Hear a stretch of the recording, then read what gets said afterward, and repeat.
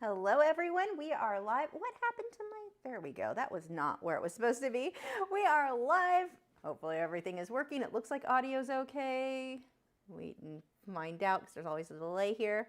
Someone will let me know. There we go, we are good. So tonight we are going to be drawing a sea turtle in pan pastels and colored pencil. I don't have, I know I posted some stuff with French Fry that he will be joining us. He will, but not until after the artwork because I'm going to be using Spectrafix to spray on this. Even though Spectrafix itself is non-toxic, birds, their air sac, like they have a very, very sensitive respiratory system, and so I don't want to be spraying anything besides water around him. So he's going to wait until the artwork's done, and then I'm going to bring him in, which will be extra fun because, well, it'll be fun for me because I got a Squawk box, which is like, you know, the subscription art boxes like Smart Art Box and such. I got one for birds. So we're going to open that, and I'm pretty sure French Fry will end up just flying around because he's super flighty when I bring him in this room. But we'll give it a try. We'll see what happens. I think that's about it for getting started announcements. So for this one, I am working on the Inktense and MeWe. I'm working on gray paper. It really doesn't matter which one. We're going to cover the paper pretty much completely. And I've pre-drawn everything out on a piece of tracing paper so that I could use transfer paper to transfer it onto the image. I don't recommend drawing straight, like your initial sketch, drawing that onto your Inktense and MeWe because you're gonna have eraser marks. And the more you erase, it damages the paper to an extent. And then when you start going over it with the pan pastels, things stick weird. It makes a whole, it turns into a whole drama that we just don't need. So if you draw everything out on another piece of paper, then trace it, or you can just trace it straight from your computer monitor if you want to go that way. But that gets nice. Using transfer paper will get nice clean lines. And the way that you do that is to take the transfer paper, I used white in this case, and a little stylus, and you would slide the transfer paper under, and then you just draw over your image, and that's how you get your lines cleanly onto your paper without damaging anything.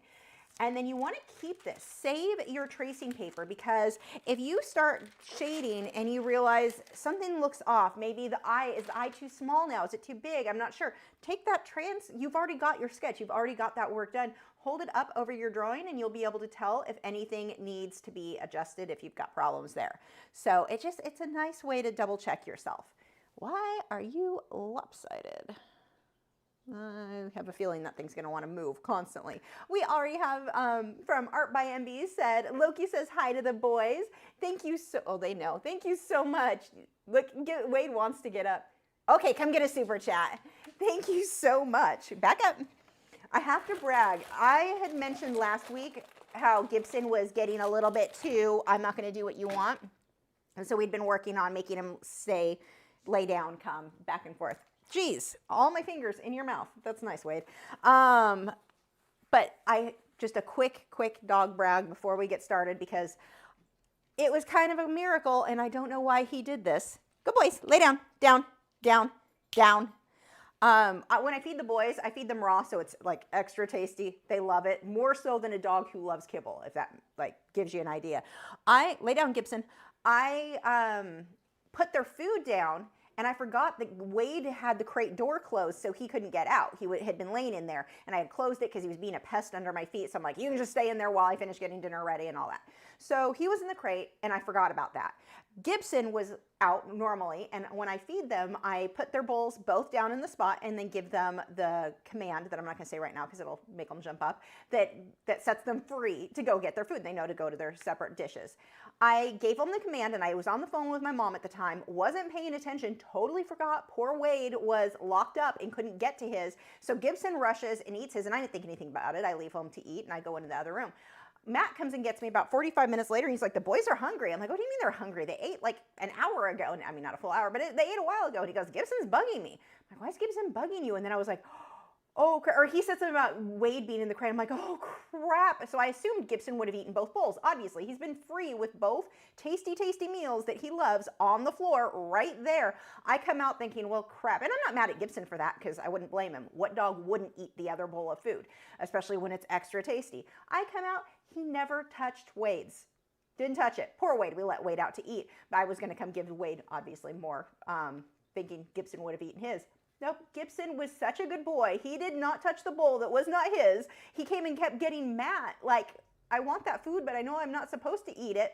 I just don't know how a dog did that. Just such a good boy. So yeah, that is, you can't tell, but he's actually staring at me right now thinking he gets extras for being a good boy. He's like, you keep saying the word and I think that means I earned stuff. But I'm just like, I can't believe, anyway, I'm sorry, waste your time with the dog story, but I'm not really wasting time. It's a very impressive dog story. Like, what dog would not just go help himself to the other bull that was sitting there? Like, Wade would have, I know, because Wade has. But yeah, anyway, kind of shocked me, and I had to brag because Gibson was on my crap list for a bit there, not, you know, like super fighting me, not wanting to obey commands. And then he went from that to, okay, I'm the best boy ever and I will do everything you say. So anyway, let's move on. So on this, I am going to start, excuse me, start with the background there. So I'm going to use my soft tools. I'm just going to use the ones I used last time. I'm just going to wipe it. You can see it's dirty. I don't care. This is really, I apologize. This is like glitching. All of the cameras I've been having problems with today. I don't really have a good fix for that. So anyway, I'm going to be loading so much of the blue and aqua colors on here. I'm not super worried about having this clean. Now you can't see the camera because I went ahead and put the reference photo there, mainly because I need to use that camera for later. So we're going to try this. But what I'm going to do is just take my soft tool. There's my palette, my color. I'm going to load my phthalo blue and some phthalo green so I get a nice aqua color. We can throw some white in there. And that's just how I mix right on the palette. And I don't care that they're messy. It really doesn't make a big difference. If they get super messy, if you get black on yellow or something like that, you can wipe it off. But they can be pretty messy without having any issues. So I'm just gonna go through here. And see, even with that, you could see that soft tool was kind of dirty from the last time I used it. And look at how it's going on. Like none of that brown is coming off. I just wiped it a little bit on my paper towel. Now this will come matted, and by the way, if you are within the US and you want to bid on this sea turtle, you can. The link is in the video description, or just go to lachri.com and then the link for the auction is right there. Starting bid is $70. It will come matted, and the reason that I'm bringing that up right now, the mat will actually be covering a decent amount of this, but I'm still gonna pull that color all the way over. That way I can position the mat, kind of move it around, and not worry about the background, like not having filled in enough. Okay, back to work. So I'm again mixing my phthalo blue and phthalo green that you can't see because you've got the reference photo instead. And I can just go pretty dark on everything and then come through and put white over it and let it mix in to get my lighter values. You don't have to put this on super heavy. I know some people go a little bit too heavy-handed here, and it does hit a point where you can't get a lot more layers. I guess but you would have to go super heavy for that to happen. I want to make sure I go all the way up to the sea turtle because I would rather go a little bit over the turtle than not enough, because I don't want to have that halo effect where it looks like I worked around it and didn't quite, you know, you're afraid to mess up the turtle, so you work around. I don't want that look, so I want to go right up to him or over him. Don't leave a gap there. And we're going to go way darker there. So I'm going to start pulling some more of the phthalo green, some white. Let that mix in a little bit. I'm going to get a lot more white actually. There we go. The white is the one color I'm going to need to replace. So I've been using these for years, and that's you can see the brown kind of thing in the center. That is the only color that I have come even close to needing to replace yet. These actually last a long time. I know that people have commented on them being very expensive, but when you consider how long they last you, they really aren't. I mean, obviously you've got that initial investment, but they're going to last you a while. That actually brings up something that I wanted to talk about. Somebody had messaged me asking for a lower cost alternative to the Arches hot press watercolor paper. Now, trust me, I get it. We are all hurting financially right now, most of us. So we're trying to save money, and I absolutely get that. However, when it comes to paper, it makes such a difference. If you're working this person was working in colored pencil. So if you're working in colored pencil, you're going to be working on one piece. If you're really doing if you're doing good enough work that it requires good paper, that's going to make a difference, then you're probably spending weeks, if not longer, on one piece. So when you factor in that one piece of paper, yeah, you know, the pad gets expensive, but when you factor in the cost of one sheet and the fact that one sheet you're going to be working on for weeks to months, that isn't that high of a cost per project. So when you break it up like that, and again, I get it. We are like, the economy sucks. It is affecting most of us right now. So trust me, I understand. But you need to factor in, is it worth wasting your pencils? We'll call it wasting your pencils to use a paper that is not going to perform well, just to save a few dollars on the paper, when the paper is the thing that, like, cost per project of paper is very low when you like factor in the amount of time spent. So just something that I want to encourage you, like when you're looking to save money, I don't think paper is the way. Now, if you're doing sketches, if you're one who are like, I just like doing quick sketches, I like doing projects that I can get done in a single night where I'm not spending a lot of time, then okay. For you guys, I absolutely get, go ahead and go with a lower cost alternative. Was it Strathmore? I think I had one like they have a mixed media paper that's fine. You want to get something that's fairly smooth. I don't like something that's so smooth as, let's say, like a Bristol vellum. I hate vellum. I am not a fan of how smooth those are, but that's just personal preference. Some people create amazing art on it. I just don't want to be one of them. So yeah, those are just things to think about when you're looking at the cost of some of these supplies. How long is that sheet of paper going to last? In that case, is it really worth it to you to save some money and have paper that is not performing the way you want? I'm just going to go through and darken a few spots so I get some transition there between the lights and the darks. Wow, that color is super accurate tonight. Might be a little bit darker than what I'm seeing in person.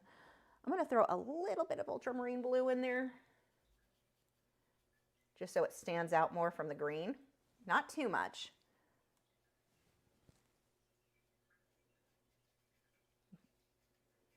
And usually I will use my colorless blender. Yeah, I probably will use it a little on this. Okay, I'm going to go ahead and actually use that now, and then we'll switch over and get some darker areas. And I don't know, what do you guys think about that with the saving money? That's just what I've always told my students. Like, I just don't think paper's the area where you want to cheap out on. Like, paper and pencils really make such a difference. Cheap out on your tracing paper, cheap out on your tape. I don't know, like things like that, your pencil sharpeners. I don't think that's that big of a deal. Well, pencil sharpeners are pretty cheap, at least the ones I use. But yeah, I think paper, it really is worth spending a bit more. Okay, I'm going to start mixing some black with my blue.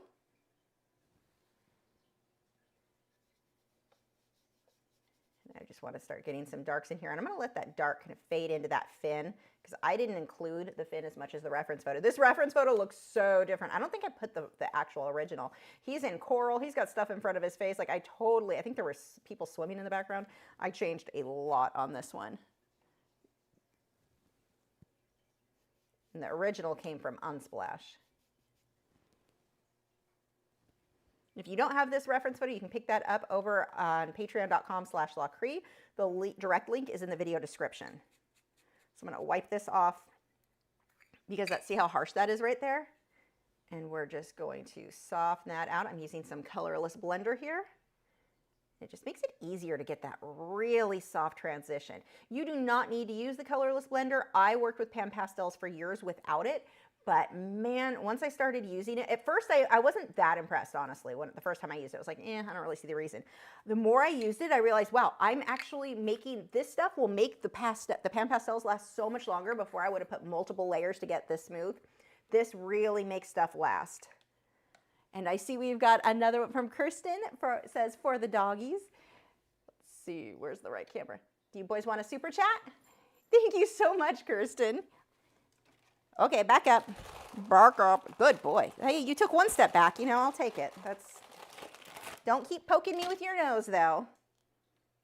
Okay, these are big, so we break those in half. Thank you so much. I need to get some more of those treats. They seem to like these ones for super chats better than the other ones, the crispy ones I was using. Okay, go lay down. Down. Down. Cow. Wade, who's not listening at all. Gibson, down. Gibson's been doing so, like, besides just the dog food thing, he has done so well with listening just from practicing making him lay down, come when called. Like, what a difference that makes in doing that regularly. Okay, so that's it for the background. I'm not going to bother spraying this yet. I'll wait until I get more on the sea turtle done. So we're going to start with that guy. And I'm going to start with this angled little soft tool. because that's going to give me a little bit more control. I can use him, and I'll use this one for the highlighted areas. So actually, let's do the white first. I'm just going to take some white, and I don't need these to be perfect because I'm going to clean this up with colored pencil, but I am going to map out about where they go. So we'll start with around the edges here.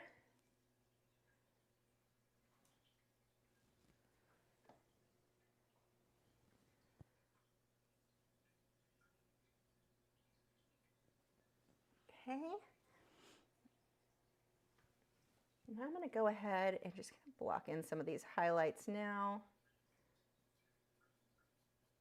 Actually, I think I'm going to make that too hard on everybody if I'm jumping around that much. Let me just get the lines around the face, and then we're going to jump back to the shell and just focus on that.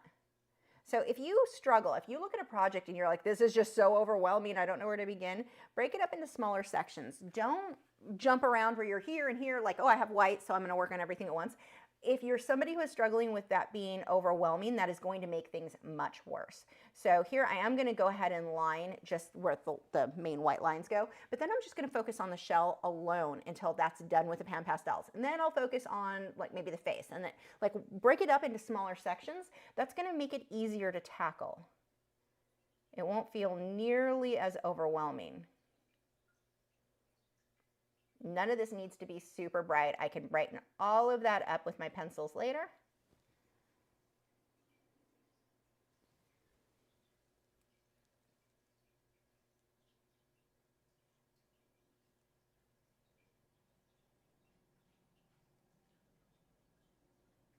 Okay, we're just going to leave the rest of that. We're going to go ahead and skip down and start working on the browns.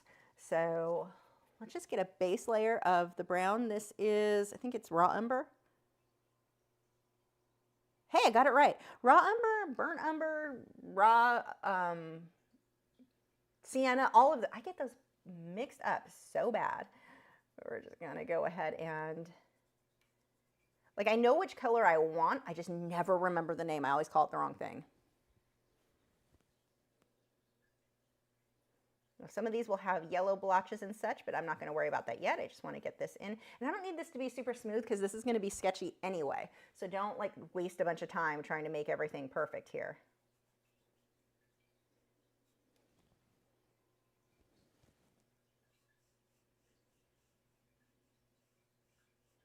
Okay, now I want to start getting the lights and darks in there. So let's start with some of the whites. We'll get some little blotches, some streaks. I don't care that these are exact to the reference photo. That is completely unnecessary. But I do want to get that general feel, that sketchy look. Get a highlight going across there, and then the actual sketches there.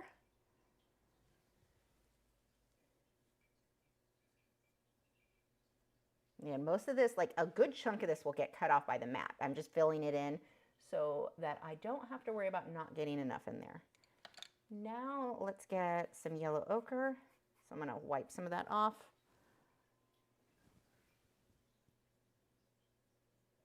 I love how opaque these colors are. Like they show up so well. We've got a bit of a burgundy color. I'm going to go with my red iron oxide and some magenta. I'm going to pull a little bit of that in here. And I usually, when I draw sea turtles or paint sea turtles, I go a little bit more with the color saturation, especially on the shell. So I will do that here too. Okay. Now I'm going to, and I'm just wiping this on my paper towel set between colors. This will get worn out enough that I need to switch, but for now that works. So I'm going to get some phthalo blue, some phthalo green, maybe a little bit of black. We've got a shadow right across this area, and then another one here.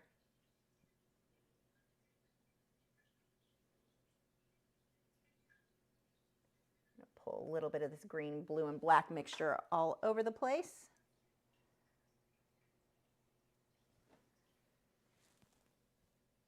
A little bit here.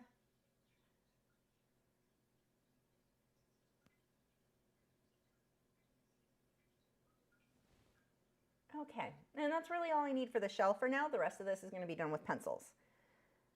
So let's go ahead and let's move to the face. So I'm going to do, actually we'll do red iron oxide and the black.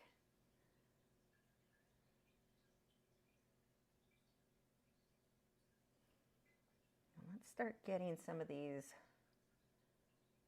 little face spots. Actually, I really like this color. I'm going to pull a little in the shell too. That's a nice rich color. So your raw umber, the brown that it comes with, you can see it's kind of a muted grayish brown almost, like it's not a super saturated color. If you mix your red iron oxide and your black together, that gives you more of this chocolate brown, like this deep, rich brown. And I'm sure Pastels makes that color, so if you don't like mixing, they do have other colors, but I've just been using this set of 20 for years and never felt the need to buy more colors. And I'm somebody who likes, like, I go over the top on buying colors. My main reason is that this set of 20, so mine is in, you can see here, it's just in this little holder. It is so convenient. I don't really want a million that I'm reaching for and which one's in which color, and I'm lazy. Let's just be realistic. I am lazy, and that, I can just mix anything I've needed. I've been able to mix from that set. I've not had any trouble where I was like, I wish I had this other color.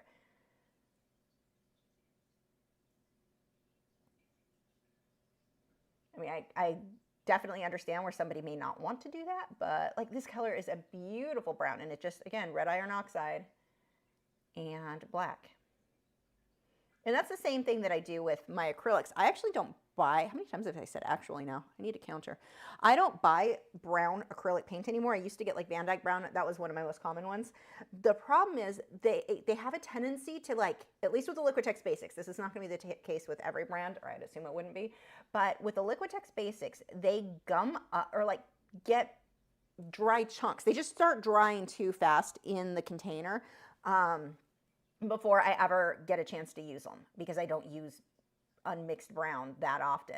So if I was doing a huge project, it would be worth buying. But for me, I just mix now. I buy, and I don't do, what was the one I used to use all the time?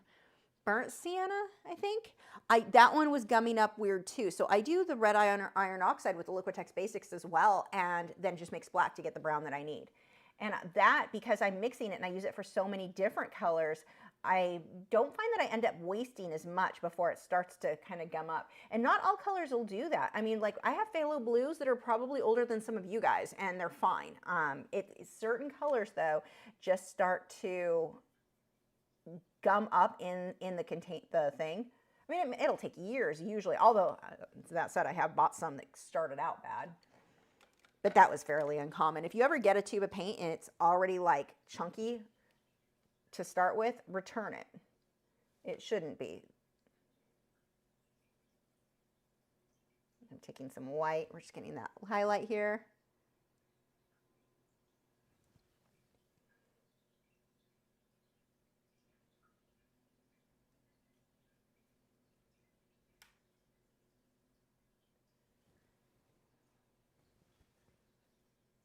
Throw some of the highlights in there. We'll get a few more browns.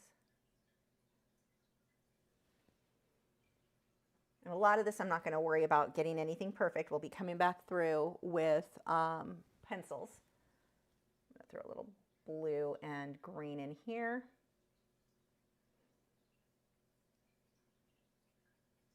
And then if you mix blue with your brown, so I've already mixed brown with my phthalo blue and, or I'm sorry, my red iron oxide and my black, you throw blue in there and it gets to like this deeper, darker, like rich black, more so than black on its own. The black on its own has a tendency to look almost grayish, but when you mix all of these colors together, you get just this beautiful color. So much more rich than black alone. I'm gonna put a little shadow under the mouth. Doesn't need to be perfect, because again, pencils will fix lots of things in here.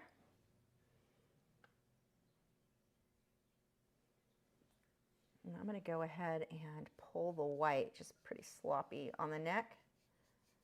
And I'm letting some of that gray from the background show through. I don't need this to be perfectly white. I will get a bit of a highlight here.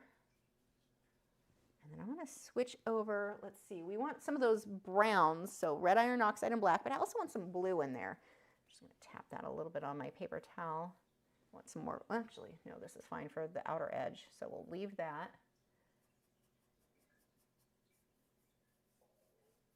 And I'm going to switch, I'm going to wipe this brush and switch over to my blue.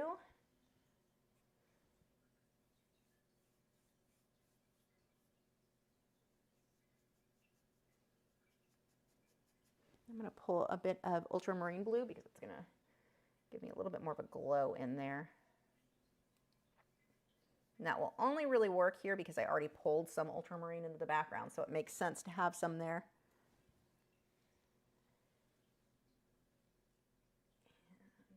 Let's take a little bit of blue for the mouth right along there. Okay.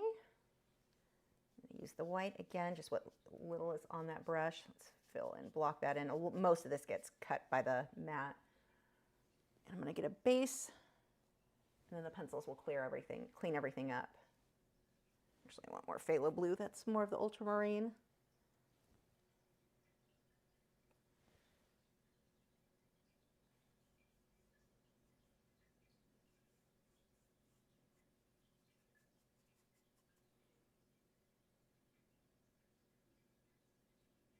I'm just going to pull that shadow this way so it separates the neck from the shell.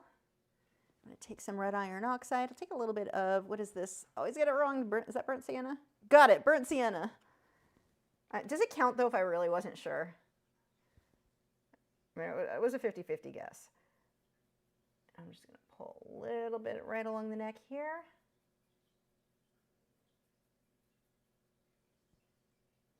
Okay, that is good enough that I can start with a pencil. So I've got this nice base. Now, why do this versus just the pencils? That I got done in what, 20 minutes? That, if I was filling in that level of color saturation with colored pencils, it just takes a really long time. So this saves time.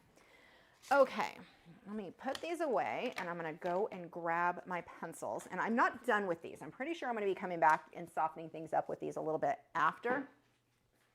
Oh, while I'm getting this out, there is a sale going on right now in my merch store.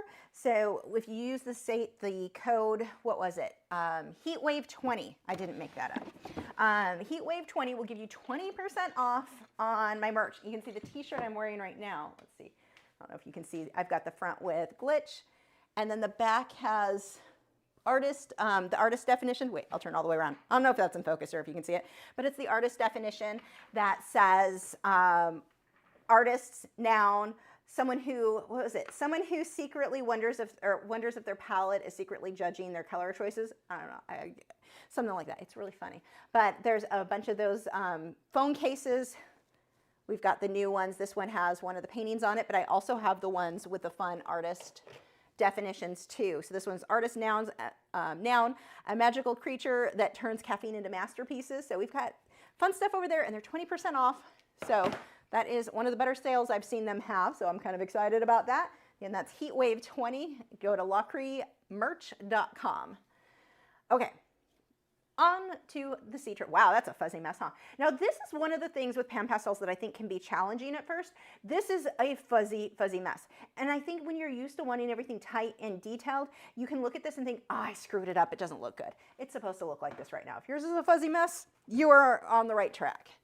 So I'm going to go ahead and take my Spectrafix before I start with the colored pencils, and I'm going to spray this. And this is going to help set those pan pastels better so that the colored pencil isn't just kind of mushing together with them, but it will also help the pan pastels to stick more long-term to the paper. So the thing with pastels, stick pastels, pan pastels do stick better than most. But over the years, even when it's framed, you'll start noticing a little bit of dust from the pastels falling off the paper onto the mat inside the frame. Like, it's just a normal thing that happens. This is why I think it's so important to be using some sort of fixative whenever you're using pastels. If you're just using colored pencils, you don't have to worry about it. Not a problem for us with those. But with any of the pastels, that's one of the things, like, it just, over the years, sort of falls off the paper. So I like to use this to help set that. And this is in a fine mist sprayer. Links for the supplies that I'm using are in the video description. I'm going to go ahead and lightly mist this, and then I'm going to take a hair dryer.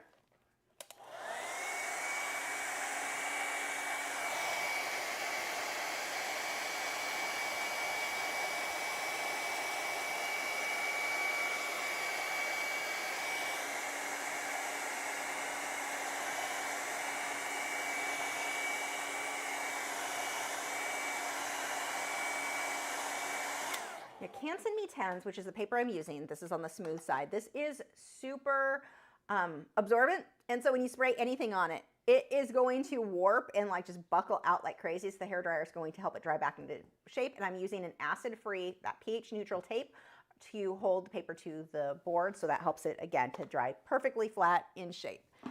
Okay, now what do we want to start with? Let's start with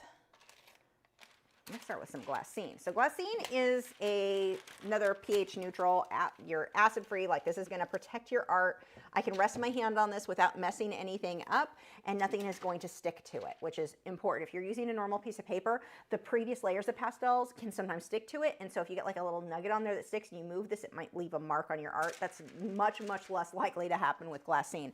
I also use glassine for when I'm packing art, like any of you who order stuff from me that's in like an acrylic painting, I wrap everything or kind of stabilize it within the box with cardboard, but I put glassine first so that the cardboard, which is not acid free, is not touching the artwork itself.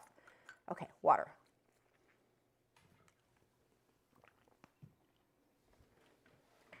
Okay. So let's start cleaning stuff up. I've already got a teal out. I don't know what colors I'm going to use. I'm just going to grab stuff.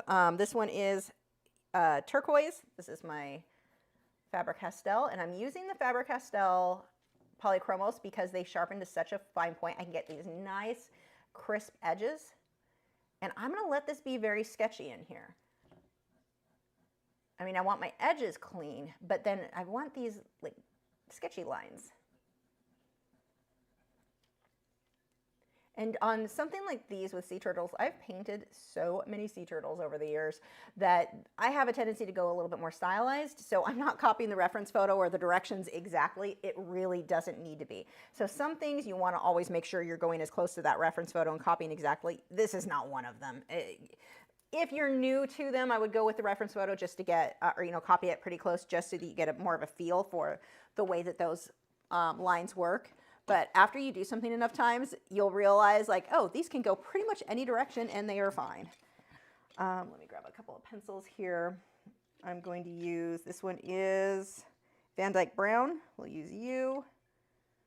Of course, Caput Mortem because I use that for everything. Oh, there's the purple pencil I was missing last week from the Derwent Lightfast. Let's grab, I don't think I need anything out of here. Actually, yeah, maybe a green. Let's go with, what are you? No, you look good. Deep cobalt green, so it's kind of a bluish green. I'm gonna pull a little bit of orange in there. So let's go with cadmium orange. I'm gonna pull a deeper one in there. This one is light cadmium red, which is really, it's orange. And then I've got my white out. I think this is probably pretty good. So I just want to get, so this is the green. I just want to get some variation in here.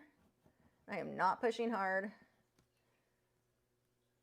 I push a little harder around these edges that I want super clean.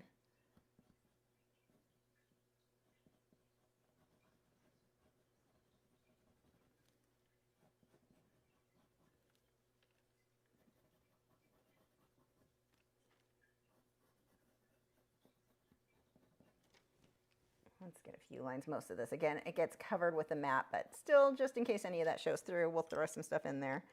Let's go with the brown.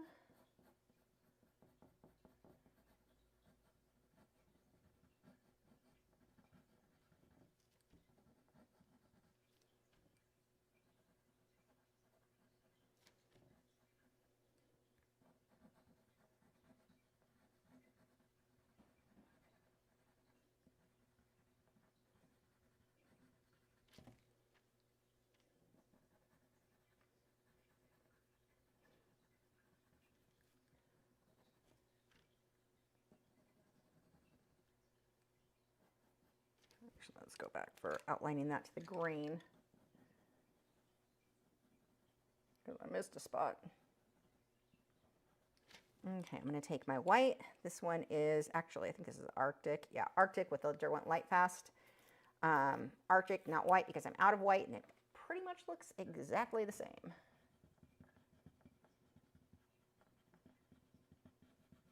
I'm pushing a lot harder now with this one, because I really want that to show up.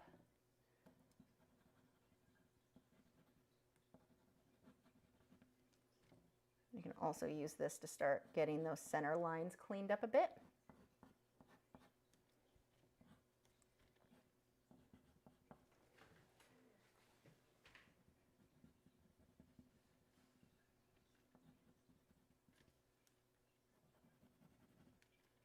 See, I'm very sketchy here. Pull a little bit of black right along this base.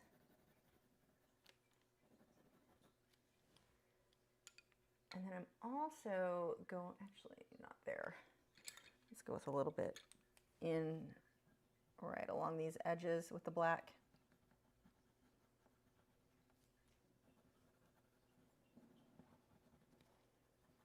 Now be careful not to overlap too much. Like I don't want to be putting black all over the yellow, all over the everything. Like they're all kind of in their own little spots. There's a little bit of overlapping, but if you overdo where you're putting red on top of where you just put the black, on top of where you just put the yellow, you're just going to create an absolute muddy mess. I'm leaving little spots. Like here's more of my red. This is actually Caput Mortem. Here's more of the brown. Like I'm not just going to take this and cover the brown. I'm going in between the brown. Especially in a case like this where I'm using so many colors, it would be very, very easy to just have mud. That is not the look I'm going for. I'm going to take, this one is cobalt green, which is really more of an aqua color. I'm just going to tone down the white a little bit so it looks more like he's in the water, especially on the back. I'll leave this area more white that is closer to the viewer. Okay, I'm going to leave that alone for a moment. We're going to come over here. I'm going to skip the neck. I'm going to come over to the face. And let's start with the eye. There is a pupil in there. I'm going to use black. And I want to clean up that edge. I opened my eye up a bit more than what my reference photo is. He's definitely more squinty in the photo. I mean, he has an attitude, but a little less attitude in mine. Let's take my white and clean some of these lines up now. See, already, look at how clean everything, just a few pencil strokes, what a difference that starts making. Now, don't feel like you need to be keeping up with me. Just pause the video if you're drawing along and push play when you catch up. I work weirdly fast. It's not an indication, I'm using brown now, of how good you are as an artist. Like your speed does not mean you're good or bad. It has nothing to do with anything. I just happen to work fast. It doesn't mean that I'm any better than you. So don't let that discourage you at all. And you will naturally, the more you paint and draw, the faster you will get. But painting has always been very much like talking for me. It's going to happen fast. That's just how my brain works. I'm going to take my turquoise for some of these spots in here over the brown.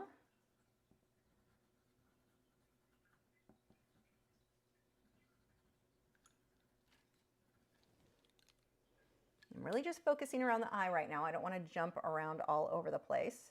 I'll start to kind of lose what I'm working on if I do that too much.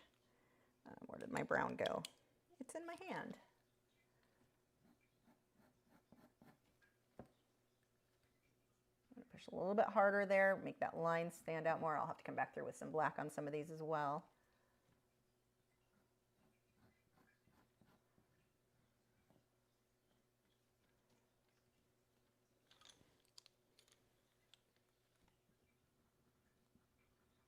See, I'm just focusing on this one area. If you start focusing on everything at once, you're working on the neck and then you're back up here. At the end, we start to jump around. That's more normal. But if you're doing that too much in the beginning, it's not going to look good. It'll just be messy.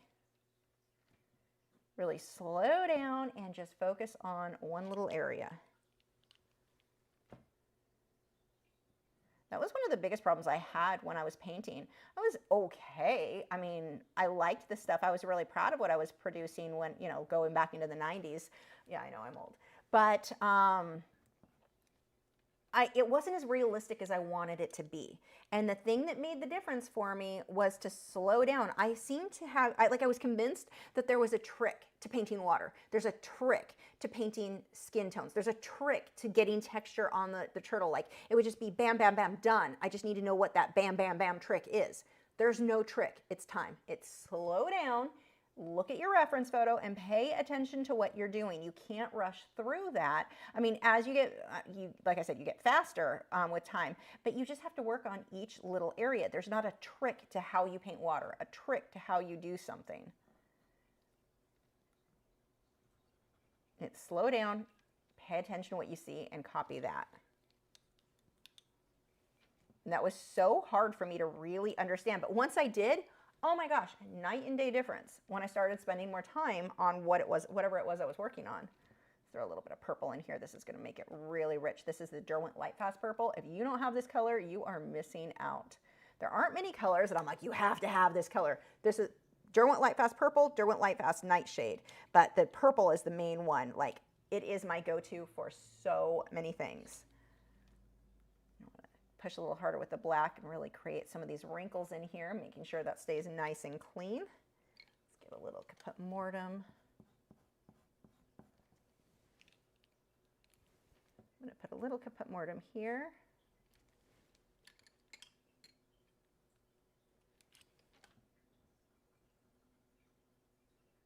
And even with a project like this, if you want yours, I'm going to go ahead and start working around this area. If you want yours to look even more realistic, mine is going to be a more stylized look because obviously it's a live stream. We've only got about an hour that I'll be working on this one. So I'm focusing more on my light's light enough, my dark's dark enough, on my values.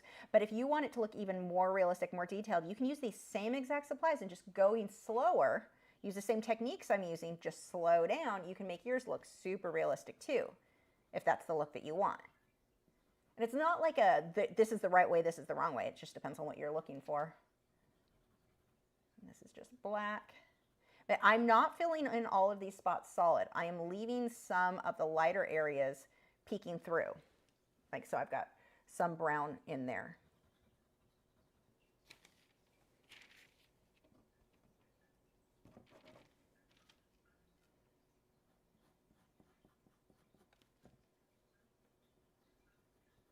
See how we just keep cleaning this up, cleaning it up. So that fuzzy stage I mentioned earlier that you look at and go, oh my gosh, it looks terrible. I'm ruining this. No, you're not. It was supposed to look bad at that stage. I'm going to take a little bit of this aqua.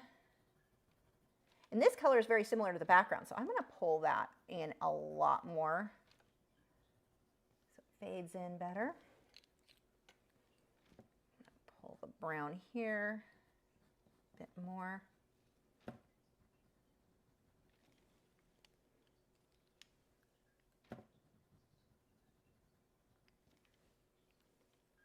Some of that turquoise in this as well.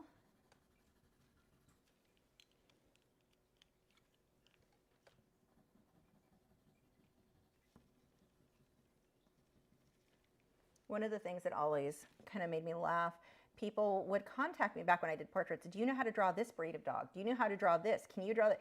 If you've got a photo, I can draw it. It's not it goes back to what I was talking about with those. There's not a trick to how to paint white fur. There's not a trick to how to, I mean, there's tips for it, but it's the same. It's copy what you see on that reference photo. Using some aqua in here.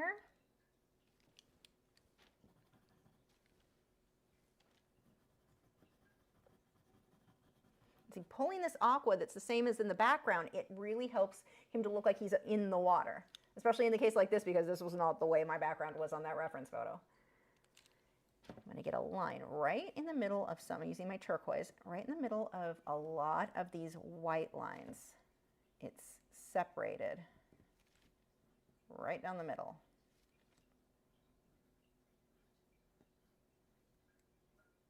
And this is such a minor detail, but I always think it looks so nice on these guys.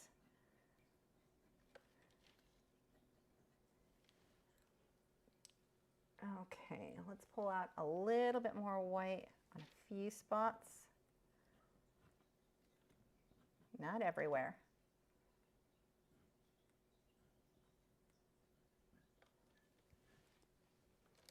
Oh, I already like this guy. Whoever wins him, you are going to be happy, that's for sure. And if you are waiting for something from me from a recent live stream, by recent I mean like the last month, they all went out today. That took 2 hours to box up those. Everything got shipped today. Finally. I was up till 3 in the morning getting that done because there were so many, because I took forever. But we're caught up now. Okay. I'm going to go ahead and work on this area before I work my way through. I'm not sure why. That's just where my brain says, let's do this next. Let's take the brown and start by making our little spots in some of these shadows. I do not need this to be exact to the photo. I just want to go for close. If you see a bug flying around, it's a little fungus gnat from the plants.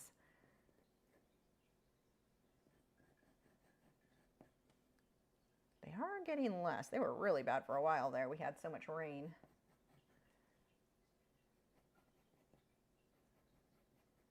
This so doesn't need to be exact, just gonna go the right direction. We've got part of the fin, so it's gonna change direction here. And then as it meets up with the neck,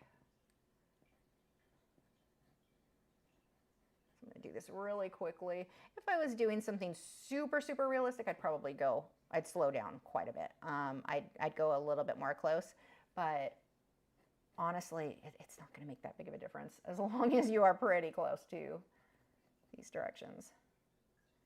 And then we've got a whole bunch of our little spots inside these. I do not want polka dots, and I don't want them to all be exactly the same shape. That is pretty much my focus here. I'm just using that same brown. And this isn't really my focus. You know, the focus really is around the head, so this will be somewhat less detailed.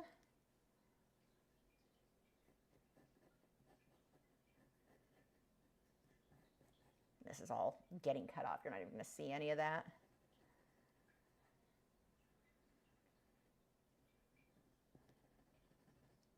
Oh, that gets cut. Okay.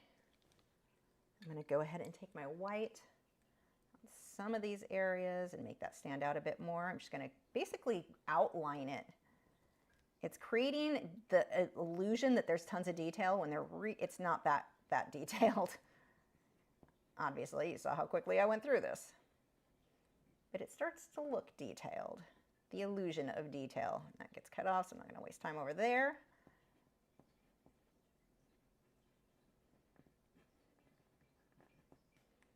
Let's see how we're already starting to get the look of this wrinkly skin. But it's a layering process. It's not going to be just one go. Also, we have, I see from Patty said the boys are waiting so patiently for a treat. Oh, they agree. They're looking at me. Do you boys want a super chat? Thank you so much, Patty. The boys, thank you. Back up, back, back, back.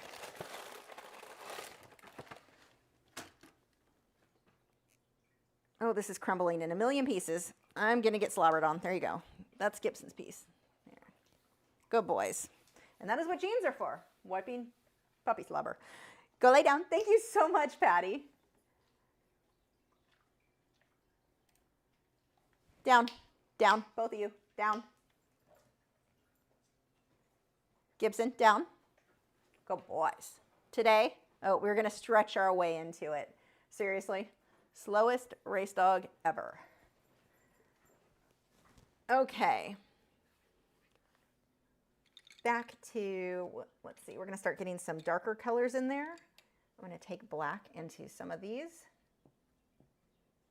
And see, I'm not filling in all of the brown. I want some of the browns to still show. We want to get a bunch of variation in the colors here.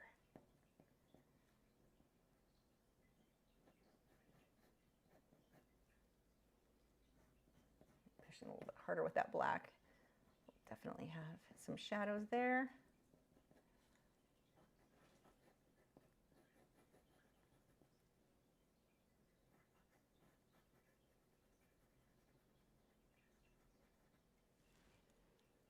And let's come through with some turquoise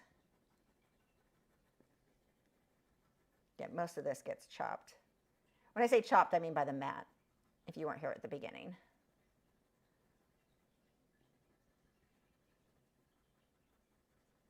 Just sketching some in there, not covering everything. I want some of the brown, I want some of the white, I want some of everything showing through here.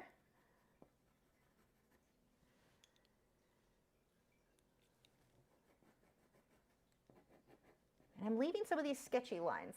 This is going to give us even more of the look of having a lot of detail that there really isn't.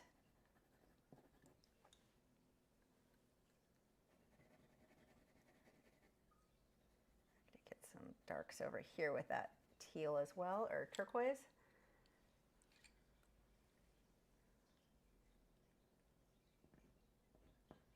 And I'll probably come back and fuss over this a little bit later. I definitely need to get dark. Well, may as well get some of the darks in now. See, some of these crevices are much deeper, much darker, depending on how deep that fold is.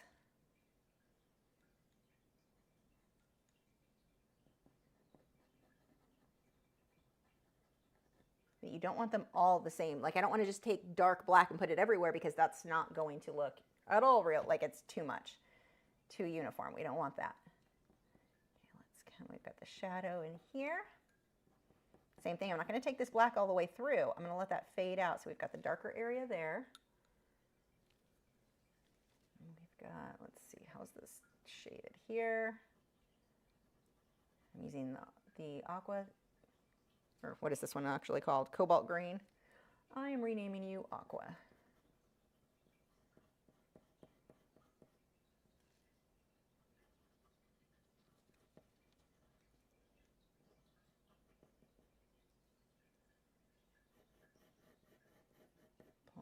Out, and that will fade out that way with the aqua. We've got a lot of the lines in here, so I'm going to start doing quick lines, and these are going to be almost cross-hatching. No, well, cross-hatching is not even the right word, but I'm watching the direction that they're going in. I'm letting them cross back and forth, and this is going to create the wrinkles. And I do the same technique. I do it with painting too. When I'm painting elephant skin, the really wrinkly skin, I will do a quick sketch this way to build up the general texture. I'm going to switch over to mortem for this area. So I'm doing the same thing, curving that around.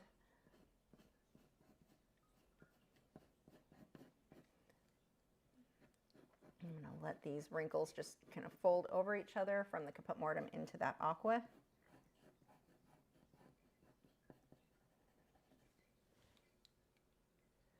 And I'm going to switch to that darker one. This is my turquoise.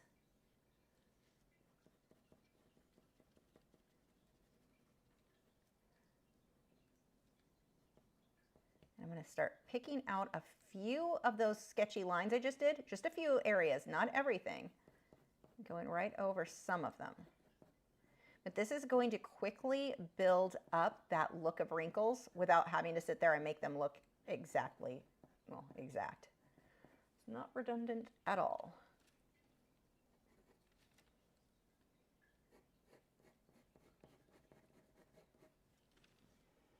I'm going to start taking some highlights with the whites in there. I should probably sharpen this. I should probably put the pencil extender on this. I wonder where those went.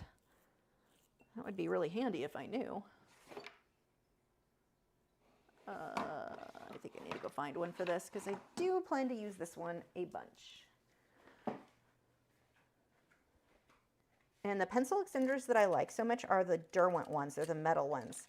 They're the most comfortable to use, at least that I've found. I had one, I think it was General's, and it had the most annoying ridge on it that actually really hurt my finger to use. Like, it pushed weird the way I hold my pencil. I guess it depends on how you hold your pencil, but for me, it did not work. And I have no idea where my extenders are. Huh. Okay. I'll be stuck using the little baby pencil. I really don't know where those went. Oh, wait. Nope. I think that means it's a sign, or that's a sign that I need to clean my studio. Okay. So I'm going to look at where we've got highlights on these.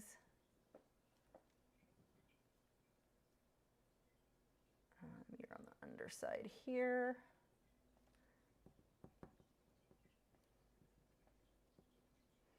Now, I'm using the white, but I'm not pushing super hard. I'm letting that blend in with the teals and the other colors in there because I don't want this to be really, really bright here. And I'm coming under some of the aqua lines and teal lines that I already did. And this is going to help me take it. Right now, this looks very flat. I need to start making this look more three-dimensional, like these little ridges are sticking out. So I'm highlighting the inside of some of these or the underline of some of them. So like if I've got an aqua line, I can come right under it. And that helps to make it look like it's raised.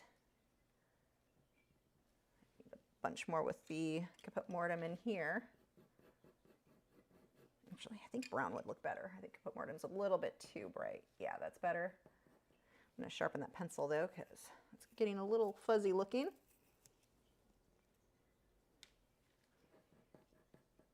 If you've got any art questions, you can leave those now. I'll be answering those after we're done with the art, after we go through the squawk box opening with French fry. I don't know how he'll do when I bring him back in because he's probably falling asleep in there now.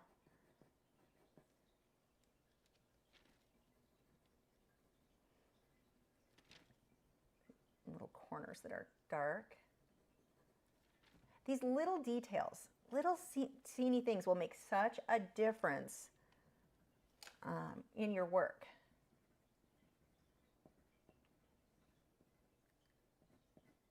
I'm going to make a few of the caput mortuum lines darker. I'm not doing it to all of them. Just picking a few out. Some of these will need to come back through with black. Got a few spots on this guy here.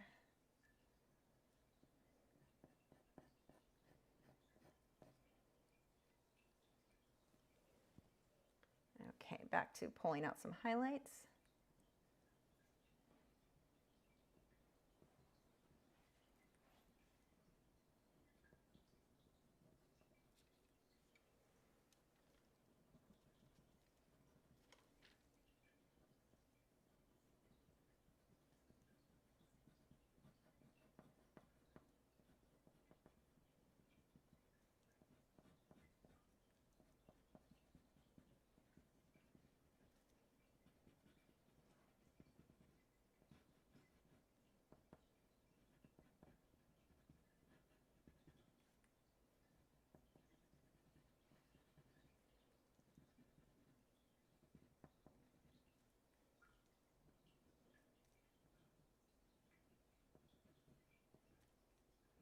You know, just little spots, little circles, all these little details will start getting dimension in this guy.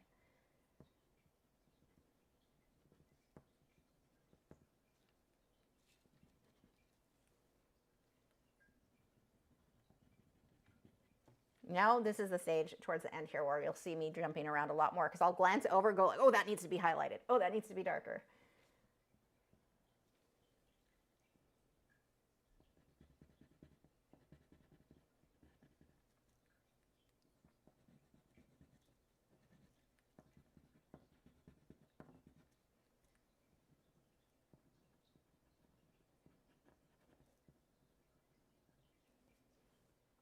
And that's going to fade out.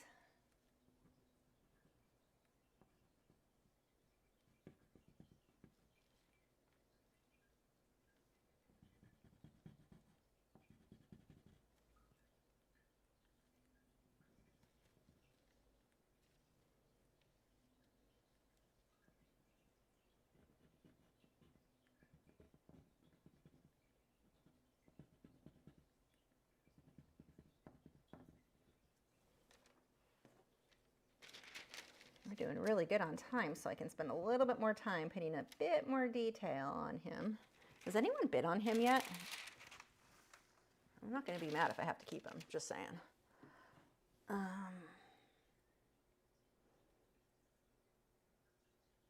Oh, we've got one bid, so he's going to get a home one way or another.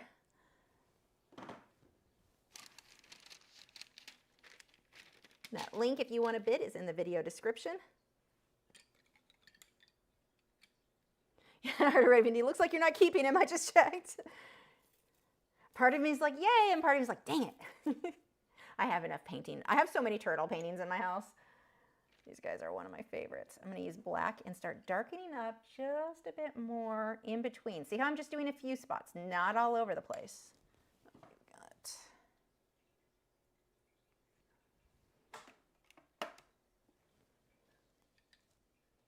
think sea turtles, goldfish, and flamingos are some of the things that I've painted more. I think I painted those more than anything else.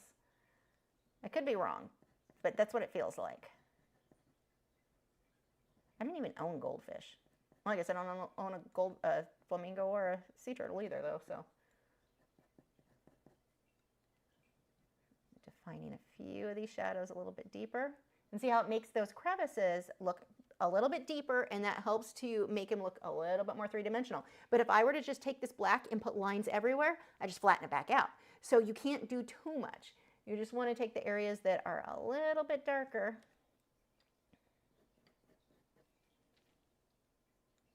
See, just a few spots here and there. Going some of these, and I'm not making new wrinkles. I'm going with what's already there for the most part here. I'm just making a few of them a little bit darker.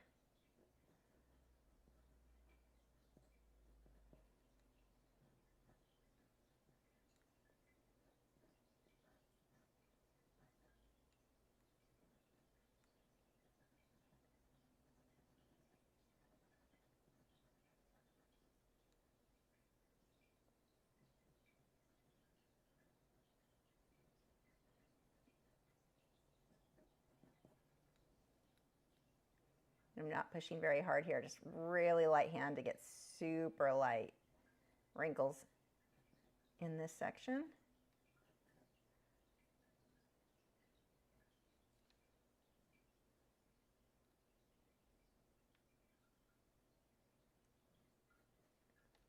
Just cleaning up details, working, again, I'm working with what's there.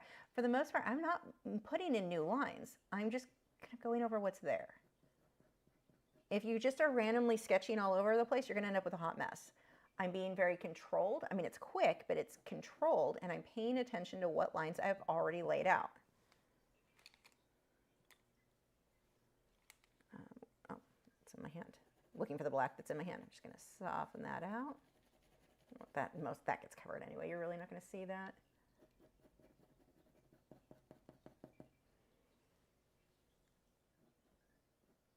Let's see if this will let you see a little bit closer the detailing we've got.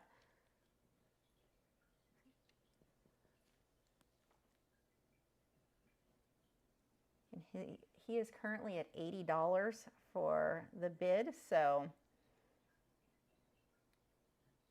that link is in the video description if you're in the US and you want to bid on him. See, again, just very lightly going over what's already there.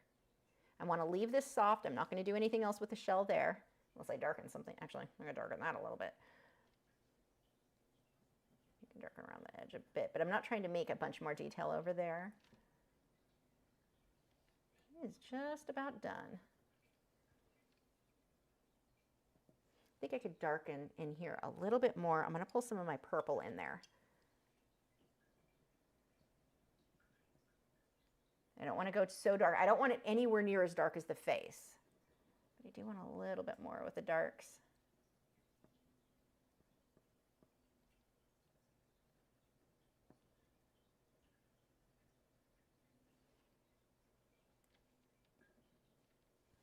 Okay. I think he's done. I am really happy with this guy.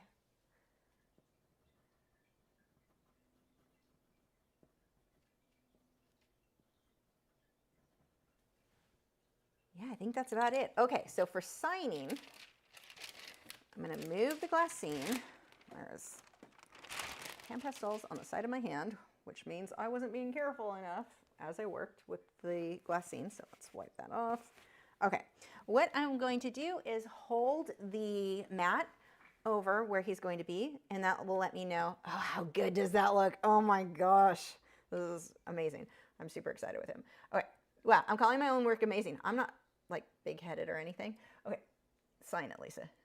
Sign it and shut up.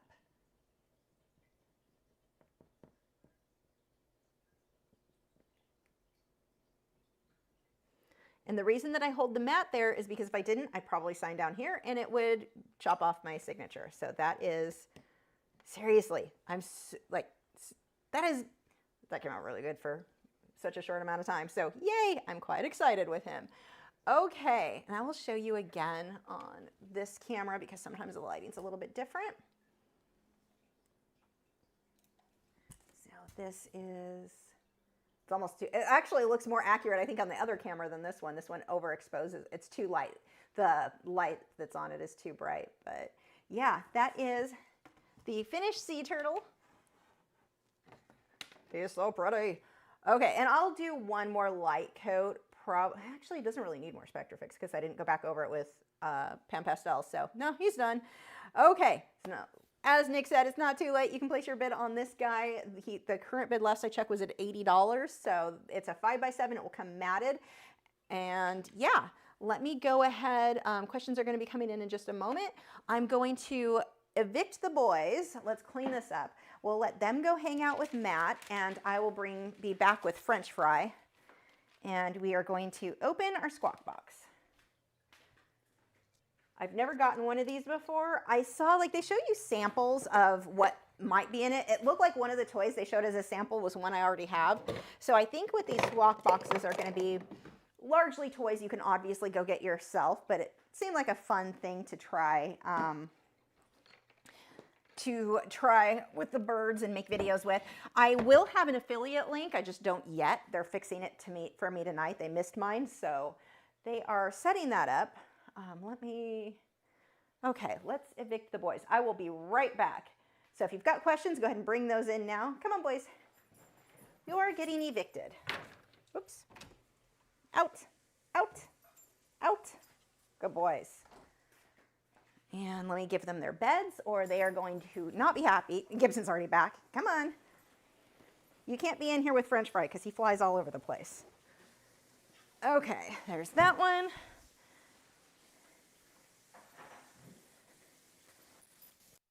That one. Grab French fry. You boys lay down. Down. Down. Down. Wade down. Gibson down. Down. Down. Slowest rate.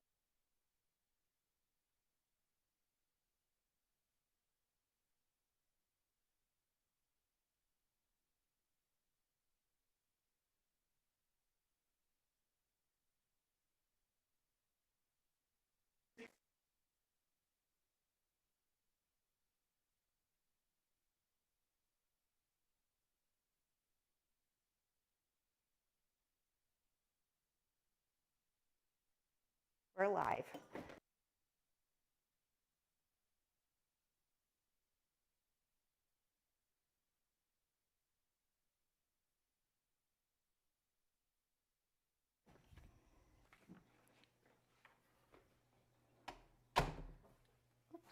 There we go. I have returned. And French fries off. And I am not getting you down from there very easily. That's going to be fun. He is on top of the ladder that is on my ceiling. Oh, I didn't bring the perch that I used to get him to. Oh, this will work. We'll use the maul stick to get him down. Come on, baby bird. Come say hi to everyone for at least a minute. I know, you like that light, huh? Come on. Land somewhere low, not behind the dragon tank. Are you having fun? He's like, I'm free, and down. There we go. We're lower. Oh, that actually works. You can hang out there. Oh, you fell. Come here. Nope. Gotcha. Come here. You got snacks over here. Here. You got snacks. There. Oh, wrong camera. There he is. We got a smart art box, or not a smart art box. I'm just used to saying that, a squawk box. But I'm pretty sure as I open this, he's going to take off. He's too excited because he was in his cage for the last hour. So he is, well, actually a couple hours. Look, you got snacks in there. So one of the things I wanted to talk about before we get going too far, actually, let's just pull this up and move this camera. I think you can see him kind of, you can kind of see his head. That doesn't show so well the way that one is, or where he's sitting. But anyway, I'll just pull that up for a moment here while I talk. So one of the things that, oh, I do have a perch in here. One of the things that I wanted to ask you guys about too, did you find anything good on Amazon Prime deals? Because it seemed like most of the companies I was waiting for, because they always have sales, they didn't have sales. It was so weird. Arrow Garden, like last year, they had their lamps that are normally like $60, their grow lamps. They had them for $30 last year. they weren't even on sale. Like they were on sale on their website for a few dollars off, but not much. I was surprising how much more, like they did not have many sales this time. So that was just sad and surprising to me, but I did get a couple of deals. One was for the birds. Actually, I think most of what I bought was for the birds. Don't fly. I know you're gonna fly when I grab this bag. Oh, you're not yet. So this, there he goes. Well, we'll catch him in a minute, unless he lands on plants, then I have to go get him. Yeah, I don't want you chewing that. I know, come on. Come on, baby bird. And he's off again. And he's down. I know, come on. This is what this is going to end up being, isn't it? Okay, come on. Once he gets, oh, gotcha. Once he gets more used to being in this room, he won't be as flighty, but right now it's new and he's a baby bird who's really excited about his ability to fly. There he goes. So anyway, this stuff, I put a link in the description. I'll move it slowly so he doesn't jump. This is Bird Street Bistro. They had these, I don't think they're still on sale, they were, but if you've got birds and you have not tried this stuff, that you can get the sample, like the smaller bags. It's kind of, I think of it as like oatmeal for birds. There's millet, there's oats, there's beans, there's veggies, there's all kinds of stuff. I've been mixing this with a veggie chop, even chicken. Cockatiels, if you know cockatiels, it is very hard to get them to eat anything not seed. Chicken is like obsessed with this stuff. Like, you only leave it in the cage for a couple hours because it can build up, any like real food will build up bacteria. So after 2-3 hours, I'll go take it away. He tries to murder me. Chicken does not want me taking this. He's like, I'm still working on that. He loves it. And I've been giving it, French fries, got some in a bowl here mixed with his veggies. He's getting ready to take off again. But anyway, I just wanted to mention this. I don't have, well, I guess I do have an affiliate link. I have my Amazon affiliate link, but it's not like, it's so good. And it has so many different flavors. You cook it like you would oatmeal, basically with hot water or boiled water. And I'm so impressed with how much better I've been getting the birds to eat veggies by mixing that in with it. They love it. So that was one thing I got. I got some packing paper for packing some like paper stuff. I got, what else did I get? Oh, I got a chopper, a veggie chopper for bird chop. See, everything was pretty much for the birds. So then let's do the smart art box. And again, if you've got art questions, we're gonna be coming back to that in just a moment here. But this is the squawk box. I got the smallest one for small birds. Don't fly. You're going to fly, aren't you? As soon as I put this over there, I think he's going to bolt. Let me open the tape first. So I'm kind of excited to see what's in this. I had to wait. It came, I think, yesterday. So it's been sitting, yesterday or the day before. So it's been sitting on the counter ever since. That palette knife is not going to work. Let's try this. I didn't think this through very well. Okay. You want to come see the box? Whoops, wrong one. French fry. Do you want to come over here and see what's in this? He's like, nope, you know what? I'm going to do this on my lap. Yep, there he goes. Let's see where he lands. Depending on where he goes, okay, you can sit up there. He's up behind my, on a big, huge light, but it's safe. I just don't want him landing on the plants because some of these would not be safe for him to eat. Ooh, okay. Tell me this one was not made for me. Deep Sea Party is the theme of this box. This is exciting. Ooh. Scan the QR code to give your fellow bird lovers $10 off their first squawk box. Earn $10 yourself for every successful. Please do not submerge a bird in the ocean. Well, I'll have an affiliate link I'll be putting on this later. So the first thing we got is something, oh, I didn't know it came with treats too. We've got roasted pistachios, Talon treats. Sushi's definitely going to be stealing these. Sushi loves pistachios, but we'll see how French fry, if you come down here, you can taste the pistachio. When he gets older, the sound of crinkling, you'll see this in the future. As he ages, when I crinkle bags, no matter where he is, he will come to it. Like parrotlets have a thing with crinkle bags. He's looking, but he's not at that stage of his life yet. One of the things that I liked about this box, and it sounds so ridiculous, it comes with this floof, like this is their packing material. Tuna is gonna have so much fun flying around with this crap. It's gonna end up all over my office, but it's something that the birds can pick at and play with. I thought that was gonna be fun for them. Oh my gosh. I'm stupidly excited about these. I didn't know it was an ocean one this time. Aw, we've got a shreddable toy. So it's got like a loofah thing. It's got chew things. So if you're not used to birds, you want toys that they can shred and destroy. You don't want something that lasts. If it lasts, the bird's not having fun with it. So these are really fun things for them to shred. We're gonna be putting that in French fry's cage tonight. We got another knife. Oh, they got the naturals ones. This is the preview pet product. So like these are all toys you could go buy, and I don't know about the dolphin one, but most of these are things I've seen online you can buy individually. Okay, seriously, this box was made for me. Look, it has little seashells and little, like, they're gonna love, Tuna is gonna love picking at these. I'll probably remove the bell. I don't like bells. I don't like the clappers. It's too, I just feel it's dangerous, so that'll get pulled off. They could come off easy. I remove them from all the toys. But that is super cute. Oh my gosh, there are a lot of toys in here. Now this is gonna be more for Sushi. He might hang off of it, but I don't think he's gonna like this as much because it's heavier wood blocks, but how cute is that? There's a little crab. Oh my gosh, these are cute. He would like to pick at the string though.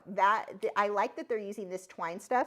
I was worried about these certain bird toys I don't like if it has a cloth type fabric to the toy. I don't like that because they can actually chew that off and end up ingesting it. You don't want that to impact their crop. So yeah, this is, oh my gosh, I can't wait to go show Matt after this.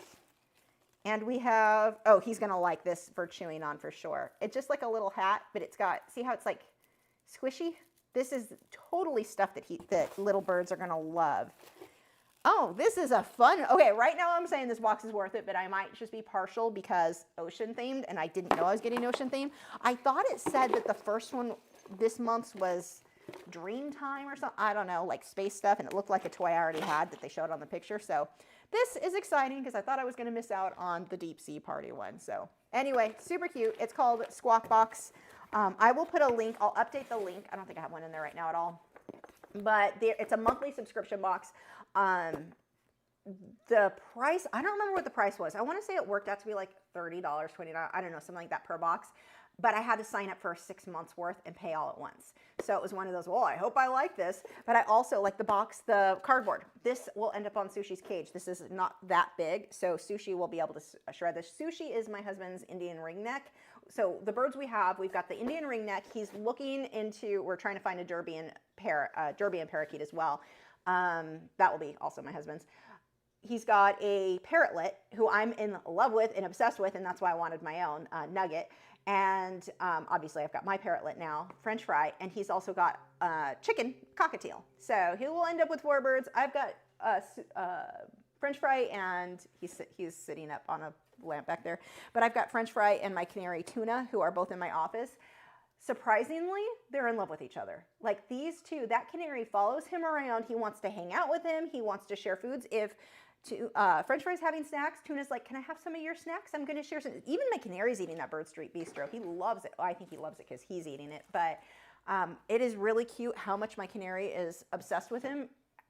Letting him play together or, follow each other around, it's kind of like letting a pit bull and a chihuahua be BFFs. It might work out, but if a fight breaks out, one is clearly going to win. So I have to watch very closely when he starts getting a little too playful.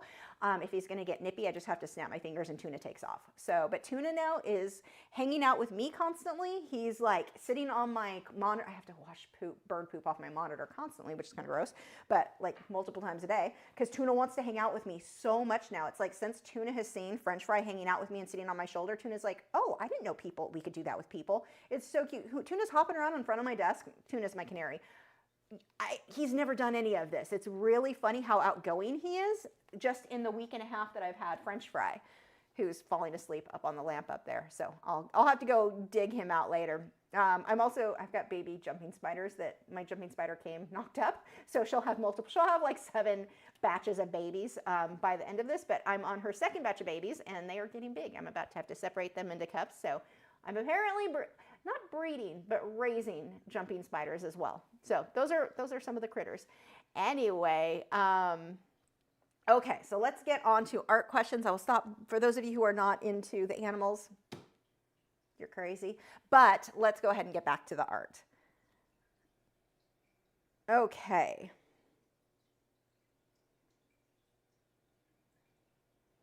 Oh, and quickly, oh my gosh, I didn't even see the cute turtle Nick had sent me. He always sends a GIF of whatever is related to the live stream. But anyway, Patreon. If you are not a member on Patreon, for as little as $6 a month, you get access to all of my longer videos. I've been making videos over there every week, almost every week. since 2014. So there are over 400 videos as soon as you sign up that you get access to, and you can paint along with me. So you're going to learn a lot of techniques that you're not going to get on the quicker live streams, and they're long videos. Some of them are even 4 hours long. Like I've got long videos over there. So head over to patreon.com/Lachri. It's a little $6 a month. You can sign up and get access to all of those long videos, everything from beginners through advanced in multiple mediums. Okay. So we have Rochelle said, does tracing on your graphite paper leave indents on your page? Mine do, but if I'm soft, it won't transfer. Yeah, okay, so using the tracing and transfer paper, yeah, a little bit, especially on MeTense because it's a very soft paper, like really soft paper, so it can leave a little bit of an indent, but not enough that it worries me. But yeah, it does leave a little bit, usually. Cat's Art Pick said, ditto, browns with Liquitex gum up so bad, I just make brown when I eat it. See, it's not just me. Eagle said, previously Python, said, I saw someone say about an artist who painted from direct life. It's amazing how realistic artists are able to visualize everything so perfectly with imagination. God. People don't understand how art works. That's one of the things we were talking about last week, the people who think like it just comes from your head. No, get a reference photo. If you want it to look good and you want it to be realistic at all, get a reference photo. People think that a good artist, I know I already ranted on this last week, but people seem to think a good artist means you draw random crap from your mind. No, your initial sketch might be from your mind. When you've got an idea, like I'm working on an idea right now, I want above and underground with the roots going down and then underground. I'm working on the ideas, and that will be a loose sketch. And then when I'm ready to start the actual project, I'm gonna go get reference photos. So if I'm like, I want a tree that looks kind of like this, I'm gonna go find a reference photo of a tree that looked kind of like what was in my head. That way it comes out looking more realistic. So I'm not leaving you up there for too long. Come here. I don't want that much poop up there. That's going to be too much for me to clean. Come here. Come hang out down here. Come here. And he's off. Baby bird. Yeah, you can't stick there. I definitely don't want you in those. Those are not bird safe. You can't hang out in those. Come on. Give me a second to catch him and get him to a better location. Come on, this will get easier with him when he hangs out, the longer he's with me and the more he spends, and down he goes in the orchids. Come here. Those ones are actually bird safe. Don't take off. Sit here. Here, have snacks. Have snacks. He's still about to fly again. I see it in your face. Don't fly. Okay, no. Nope, wrong one. There he is. Yeah, you sit there with your snacks. Okay.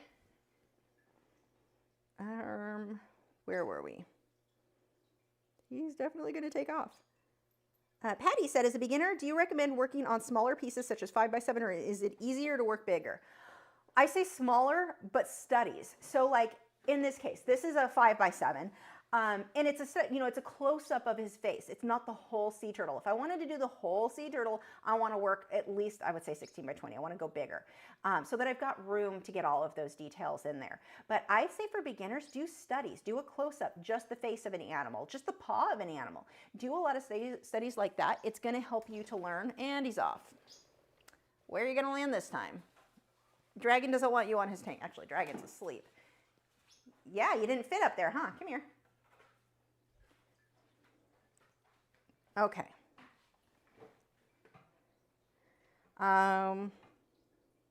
But yeah, when you work too big, one of the problems with working bigger is it's so much more time consuming. And when you're a beginner, you're going to be working slower than you will eventually anyway. So it can be very discouraging when an artist is new and they want to do something, especially if they're doing something realistic, and they pick a project that honestly should take about 6 months to get the whole thing done well.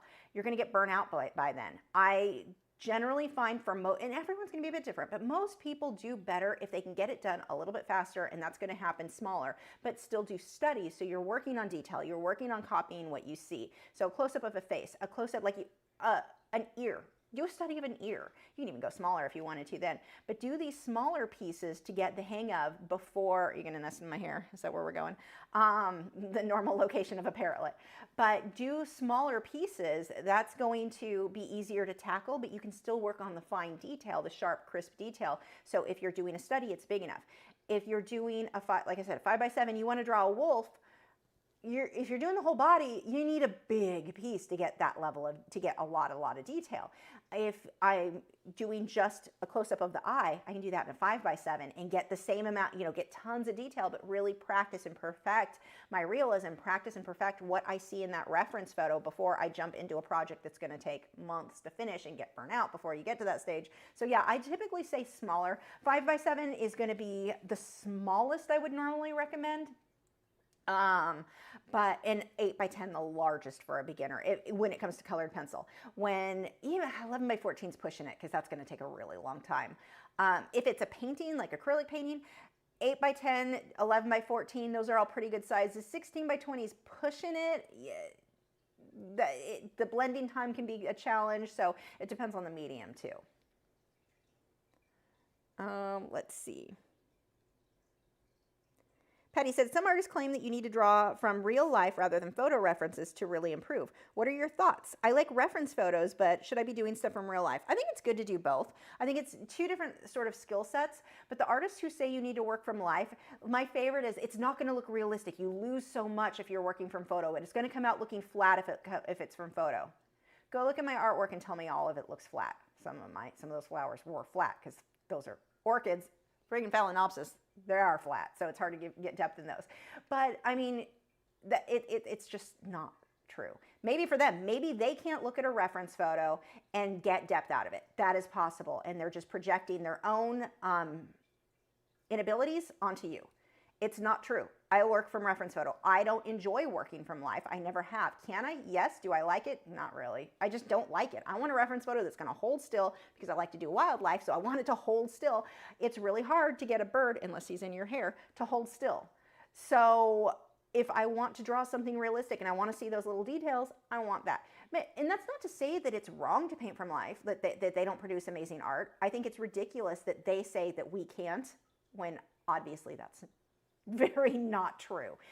That's usually the complaint that I've heard, is that your work comes out flat if you're working from reference photo. Doesn't need to. There's no reason that it should. Not if the photo's good. No. In my case, I think it comes out better.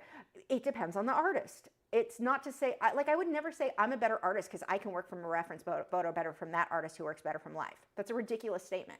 And but for some reason, the reverse, they say it all the time. And I'm like, I don't know why it's weird to think you're better because you use different techniques than I do. All I care about is that end result. If the end result is good, who cares? The buyer sure as heck doesn't care what methods you use to get to that end result. Trust me, they give no craps. So another thing that I've often heard from people, they'll say that they think it's dishonest if you trace, that the buyer isn't going to be happy if they found out you traced. The buyers give no crap about that. The buyer only cares about what that end product was. Trust me, if somebody cares, they are a very rare, that is rare. It makes no difference to them what tools you used. Oh, you used an eraser. The buyer does, it's better if you don't do that. I haven't heard people claim that the buyer cares, but I've heard the claim that you're not as good and you shouldn't be using an eraser. They don't care.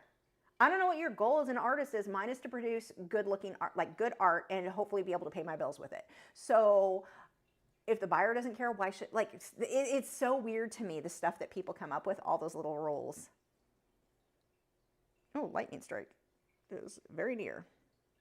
But no, I think, should you practice drawing from real life? Sure. I think that it's great. The more you can do, the better.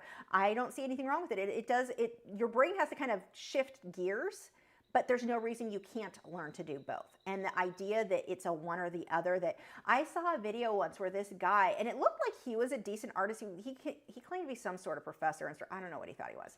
But he gives, as usual, bad advice, claiming, because you see this so often with anyone who's like, I'm an art professor, or my art professor said this, and I'm like, oh, so they're gonna be full of crap. That's kind of like, you tell me professor, and I'm like, full of crap. I'm just gonna make that assumption because statistically, probably the case. Always the case, no. But statistically. So yeah, they like to do the whole, if you start working from photo, he actually said, you will never be able, you will lose the ability to draw from life. I mean, I can make up stuff too. Want me to make up stuff? Because that's what actually a lot of people on YouTube do. But it was just like, that is the stupidest thing I've ever heard of, and I have seen firsthand. It's just not true. There are so many bizarre claims people make. Actually, speaking of that, let's talk about some of the bizarre, because suddenly I can't talk. There was one, and it's funny because this is actually the same guy who got into an argument with me. I'm like, oh, how funny, shocking that it's the same one. This isn't a beginner art group. And watch who you, like your question kind of leads into this. Watch who you're taking advice from. God, some of the bad, absolute, terrible advice that comes in. Who are the majority of people in beginner art groups or in art groups in generally? Usually it's people who are looking to improve. Usually your experts are not wasting their time there. They're out painting because they already know how to do this stuff. They're not spending a lot of time in these groups. So more often than not, what you're seeing there is this. No, we're good. More often than not, what you're seeing are a bunch of beginners giving each other advice. It's a circle, don't finish that thing, of beginners giving beginner advice. And nobody's getting better because they're all just like, yeah, good job, take this bad advice. And that person takes that bad advice and regurgitates it to this one. So this one, somebody had asked, it was this actually the same guy. I posted a video just, helping beginners out type thing, showing how to blend acrylics using the spray bottle. You guys know I use the Fine Mist sprayer. He didn't even watch the video. And this guy comments on everything and he's always giving people advice. So this is an example. Learn to use acrylics as is. Don't try to change its properties. It's not oils. What? I hear this a lot from people, and they're not good artists. He is not one either. I looked at his work and I'm like, wait, why is this guy giving anyone advice? He can't paint. Why would somebody watch who you take advice from? If you can't find a photo of their work and they're giving advice, right off the bat, you know not to listen. And if you can find a photo of their work, chances are if they're giving you advice, it's kind of questionable. Look at their work. If their work is not like, oh my gosh, that's what I want my work to look like, ignore them. So he goes on arguing. If you want to use a medium that dries slow, it's all spelled wrong, shocker, dries slowly, use oils. If you want a medium that dries fast, use acrylic. Trying to make one act like the other is counterproductive and a waste of your time. I was like, well, I'm guessing you didn't watch the video, and no one has ever told me my work was a waste of my time. Actually, that's not true. Some people do. But I showed one of my recent paintings. Used a medium on that. Is it all wet on wet? Done quickly with no drying in between layers? And I was like, there's no medium. I don't use a mixing medium. If you watch the video before you started arguing with me, you'd see that. But this guy was so determined to try to give me advice, but he can't paint. If someone like him is giving me advice, what are people giving other beginners that don't realize, hey, don't listen to this person? But he had done another one earlier. That's what I meant to screenshot. Where is it? I don't know where it is. But somebody had asked, they were asking which white, what was the difference between, or somebody told them not to use titanium white for mixing colors. It's probably another beginner told you that, huh? It shouldn't be your only option. I also use transparent mixing white because titanium white is going to make it more pastel, which is normal. But sometimes that's what you want. It's going to lighten it up. It's going to make it more opaque, and it's going to make it more pastel. There are times you want that. Telling someone don't mix with titanium white makes no sense. But what happens is somebody took one bit of that information, like they probably watched a video talking about the difference between mixing white and titanium white and started telling people, don't use titanium white. That's not what those videos say. They show you that there's a difference and there is a time and place for everything. But that guy had gone off on, I don't use any titanium white. I only use unbleached titanium white in my work. And I'm like, well, that actually explains a lot. I've seen your work.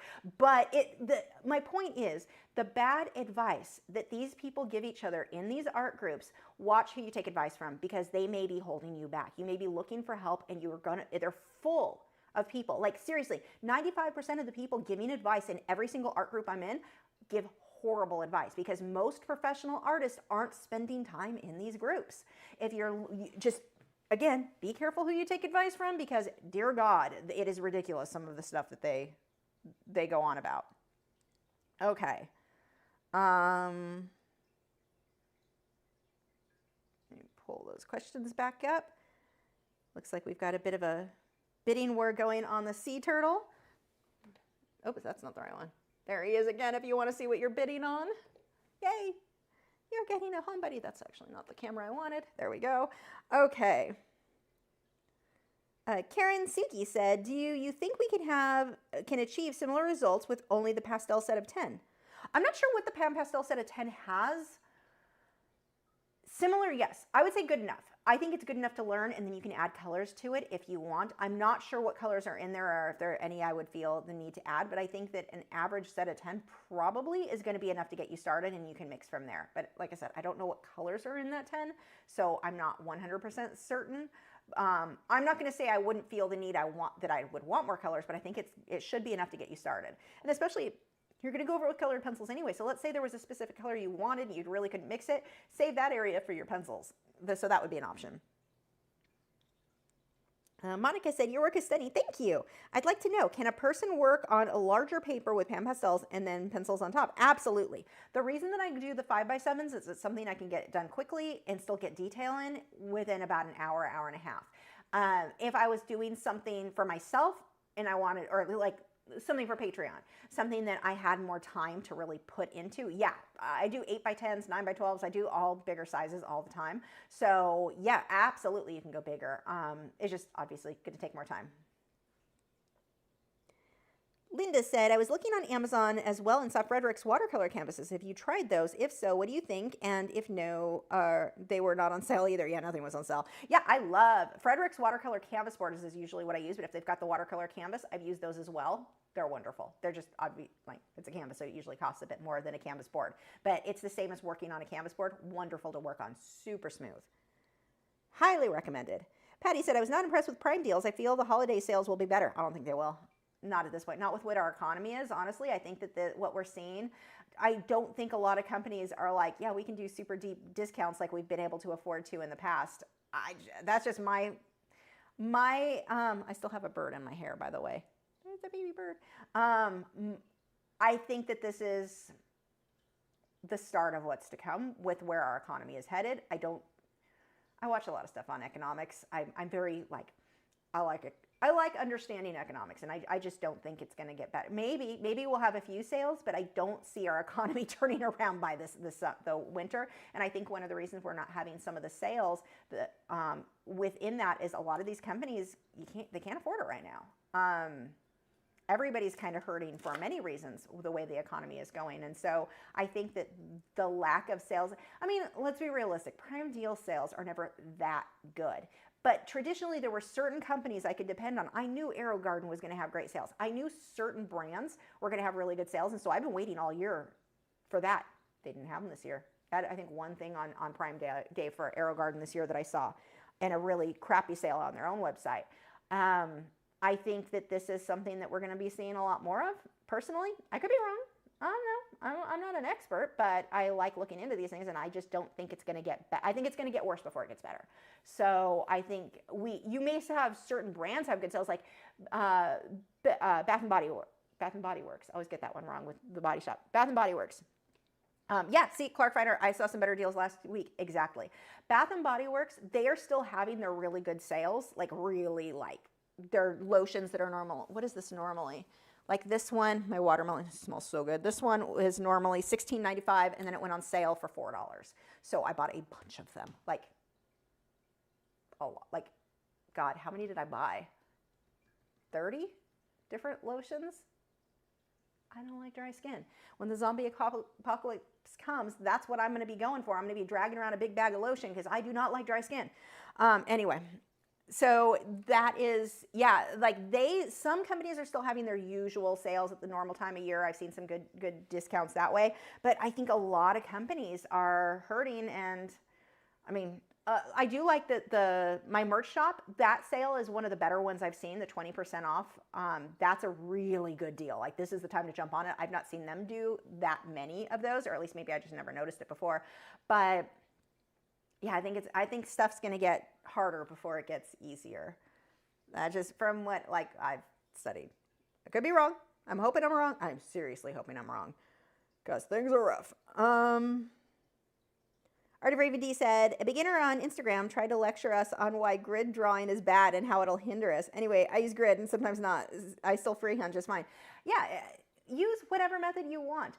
Grid method, I have seen where some artists will have a tendency to have their lines be more blocky, like you can tell they used a grid, because like they have a tendency to want to follow the straight lines of the grid, and so everything's a little bit choppy. That's the worst I've seen with grid. Like, That's the only negative, and even that can be corrected while still using a grid. There's nothing wrong with using a grid. There's nothing wrong with any method. You want to trace? Nothing wrong with it. You want to freehand? Nothing wrong with it. You want to use a grid? Nothing wrong. Like no matter what method you use that you enjoy creating, it's art. There's nothing wrong with it. Like the idea that there's a right way and a wrong way is just people are nuts. And I think one of the problems too, and maybe it's just like where our culture is headed lately. Everyone wants to tell everyone else what to do. Everyone. And they're dragging this into art, and it's like, it's art. Why do I need to do my work the way you do it? That it makes no sense. It's ridiculous. People want to control everyone else, and it's driving me crazy. Go sit in your own seat.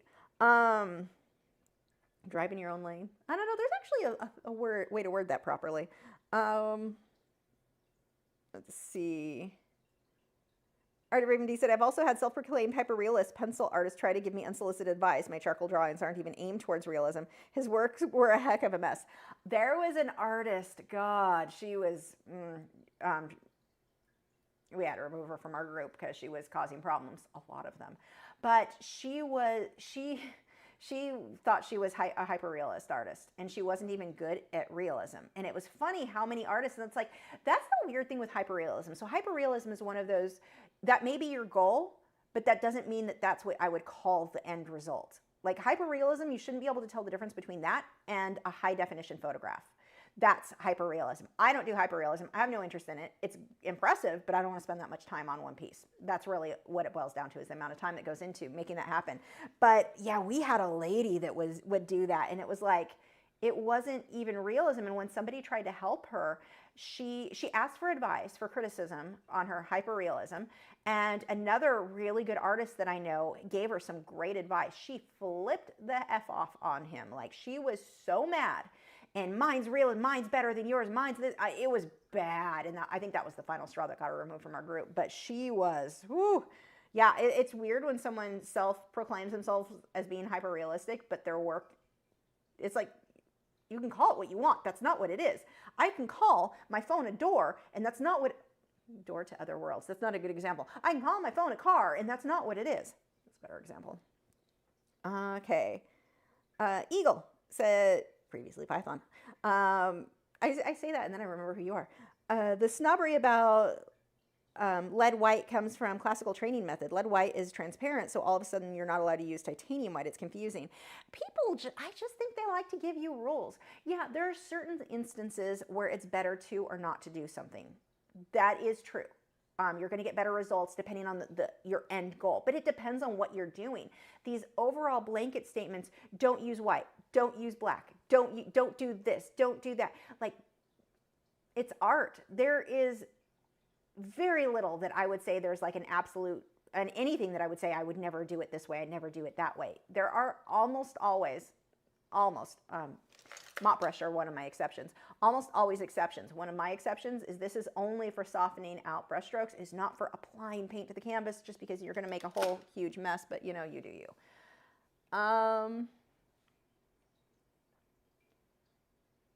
Clarifying art, stay in your lane, bub. Yeah, that's what it was. Or else it gets the hose again. Let's see. Was it no, it was not in Discord. That was over in our Facebook group. It was years ago.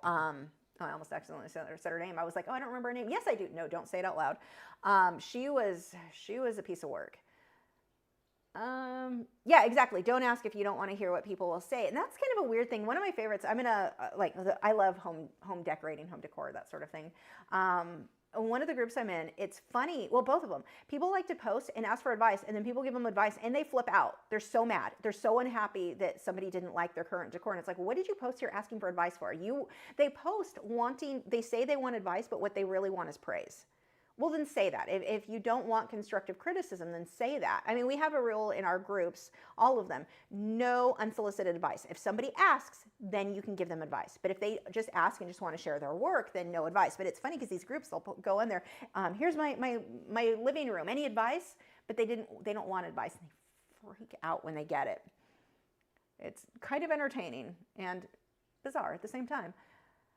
Art of Raven D has said, my rule for myself is not to get lead white. I'm the type who holds paintbrushes with my mouth. I get messy for whatever reason. Yeah, I have to be careful when I don't put things in my mouth. I'm very careful, especially with oil paints, but just because I don't want paint all over the place.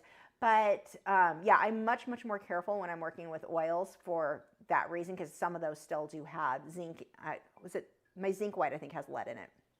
And then I think I've got a couple of cadmium colors still. So yeah, we definitely want to be careful with those. Let's see. Oh, there's my affiliate link for Squawk Box. Oh, I've got to, I'll add it later. We've still got the bidding war going on for the sea turtle. The last bid, when was that last one? 932. Who else is bidding on that? I can't even tell. It blocks out part of it, so I can't see who the bidders are. I can see part of the name of the bidder. Here's your, whoop, nope, that's the palette where the bird is not. There's the sea turtle. You want to see what you're bidding on again? Okay. Let's see. Clark Finer said, it's funny how so many people don't understand no unsolicited advice. Well, heck, look how many people put no soliciting in general, like on their front doors. That just reminded me of that. And you still get like the solar panel people knocking on your door, and it's like, it says no soliciting. Why would I work with a company who can't read and follow a simple direction? If you can't follow the direction that said no soliciting, I'm going to assume you're not going to follow the other directions. I'm going to make it awkward and make you feel really bad, so just don't knock on my door, because I'm a jerk. Let's see.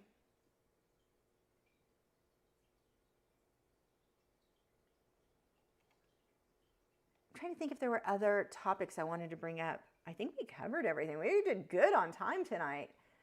Don't forget, I think it's till the 27th, our merch. This shirt is so soft, whichever one this is. Super soft. This one is a large too. Normally I wear a small to a medium on t-shirts, depending on how fitted I want it to be, but I'm sure. But this one, it's like they're fitted. I think it's a unisex one, but it's fitted and it's a large. I would not have been happy with this shirt in my normal size. So I would say go up a little. I wanted something that was more loose and baggy that I could toss. Like this is over a tank top so that he can stick better. He doesn't stick well when I don't have something on here. Which studio light do you use? Oh God, which one? So I think it's in the video description, the easel light that I have over my easel. This one is a dual, like has two bar. Which camera can I move to show you? I think I can use this one. Let's just pull this down. It's probably gonna freeze though. Every time I move this camera, it freezes really bad. So let's try. I'll give you a slight tour. Okay, so this is what my easel lamp is, and I think it's over the link is in my video description. If it's not, go to lachri.com under supplies. I should have it listed. Actually, there's a possibility that one's not available anymore, but it's just a normal LED light, and you just touch the ends to turn it on or off, and it's got 3 brightness. I also, though, for the cameras, I've got my Govee light. No, I'm sorry, that's wrong. These are the Elgato lights. These are the Elgato Air are my I've got 2 small ones, and then the Elgato something else. It's a bigger one over there. You see my reference photo up there, so you can kind of see what my setup is in here. But yeah, I've got a few studio lights because this light here is actually over where my palette is normally sitting. Right now it's highlighting my water. And then this one is just highlighting my face, so that would be unnecessary. This one also highlights the easel along with the one up there. If I'm drawing on my own, I don't usually need this one. This one is more because of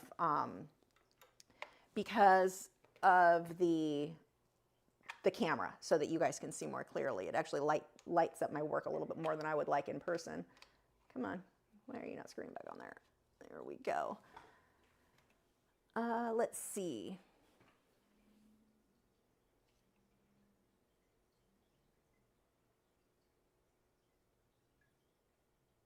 Unicorn Art said, except for the groups that are advice for beginners and the folks freak out when you give them advice. Those are bizarre too. But then most of the people giving advice are also beginners, and it's very bizarre. Those groups are weird. Clarifying Art said, I want to sign with a PayPal QR code. I charge $50 for the first 5 minutes of any solicitor, political or religious. Yeah, I've seen people do those. It's hilarious. Not with a QR code, but make signs like that. Let's see. Joseph said it's Daylight Company, duo lamp, clamp light, double head, touch dimmable desk lamp. Yeah, that's it. That's the one. Lily said, are you selling phone cases for Android and how do I know if it'll fit? So if you go to lachrimerch.com under, like you can go to the top, I think it's under accessories and then go to phones. It's for iPhones and Samsungs are the two that as far as I know they have. And it's most of them, although I know Aline recently got a new phone and they didn't have it for hers yet because it's a brand new, like the Samsung S, what is it? What are they on now? S24? I think it's the S24. They didn't have that yet. But if you've got iPhone or you've got the Samsung, it'll tell you. You just have to match up your model. But those are the only ones that they have. Let's see. Oh, good. Clark Finder said the light is still available. I purchased another one for my space. Okay, good. I love that thing. Like this is, I've had it for years now. I used to use the Ott lights. They cost so much more. This was like half the price, or actually I think it was a quarter. It was way less, not a quarter, a third. I don't know math, but at least then my original Ott light was. But it was so, like oh man, they've come down in price, that's for sure. Let's see. Do you know if the light is on Amazon? It was in my video description. I don't know if it still is anymore. If it's not, if you go to lachri.com, the direct link should be, actually, let me double check. Lachri.com, under supply list, let's go with acrylic supplies. I'm gonna scroll down, brushes, canvas, miscellaneous, Waterwell, Masterson, New Wave, tracing paper, transfer, Liquitex, the Masters, airbrush, maybe not on this one. Okay, it's not under that. Don't look under acrylics. Let's look under colored pencil. I used to have it, and I might have removed it if the link didn't work anymore. Not that I'm good at keeping up on that. Oh, I need to take out Holbein airbrush paint. I no longer use or recommend them because Holbein sucks. Or at least their customer service does that's in the US. Huh, okay, I apparently need to update that. It usually is on my links. Where else could that be?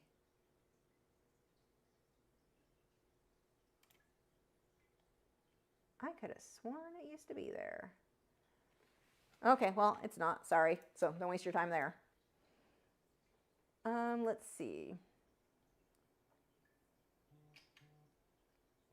Oh, there we go. Nick has posted the link right there. Yay, thank you, Nick. Do I ship to Australia? No. Definitely not for the live streams, but very rarely will I, because it takes like 6 weeks to 2 months. I've had it take like 2 months to get to you guys, and I have no way to track it once it leaves the US. So somebody could get it and be like, never got it. I have no way to know. I have no way to let you know. Like, let's say you're totally honest, and I don't even have to worry about it on my end, somebody scamming me, because there are some scammers out there. I have no way to track it and let you know. And so I feel like I cannot produce, like, I can't give you good customer service because I can't, our postal system sucks. So unfortunately at this point, I cannot send outside of the US. I have, and it's just always full of drama, and you may or may not ever see the item. So I don't want to screw you over. I don't want to screw me over. So I just don't, unfortunately, and it sucks. I would love to, but unfortunately, that is no fun. Let's see. Mention the sketchbook section. Love your turtle. Thank you. Mention the what? Mention the sketchbook section.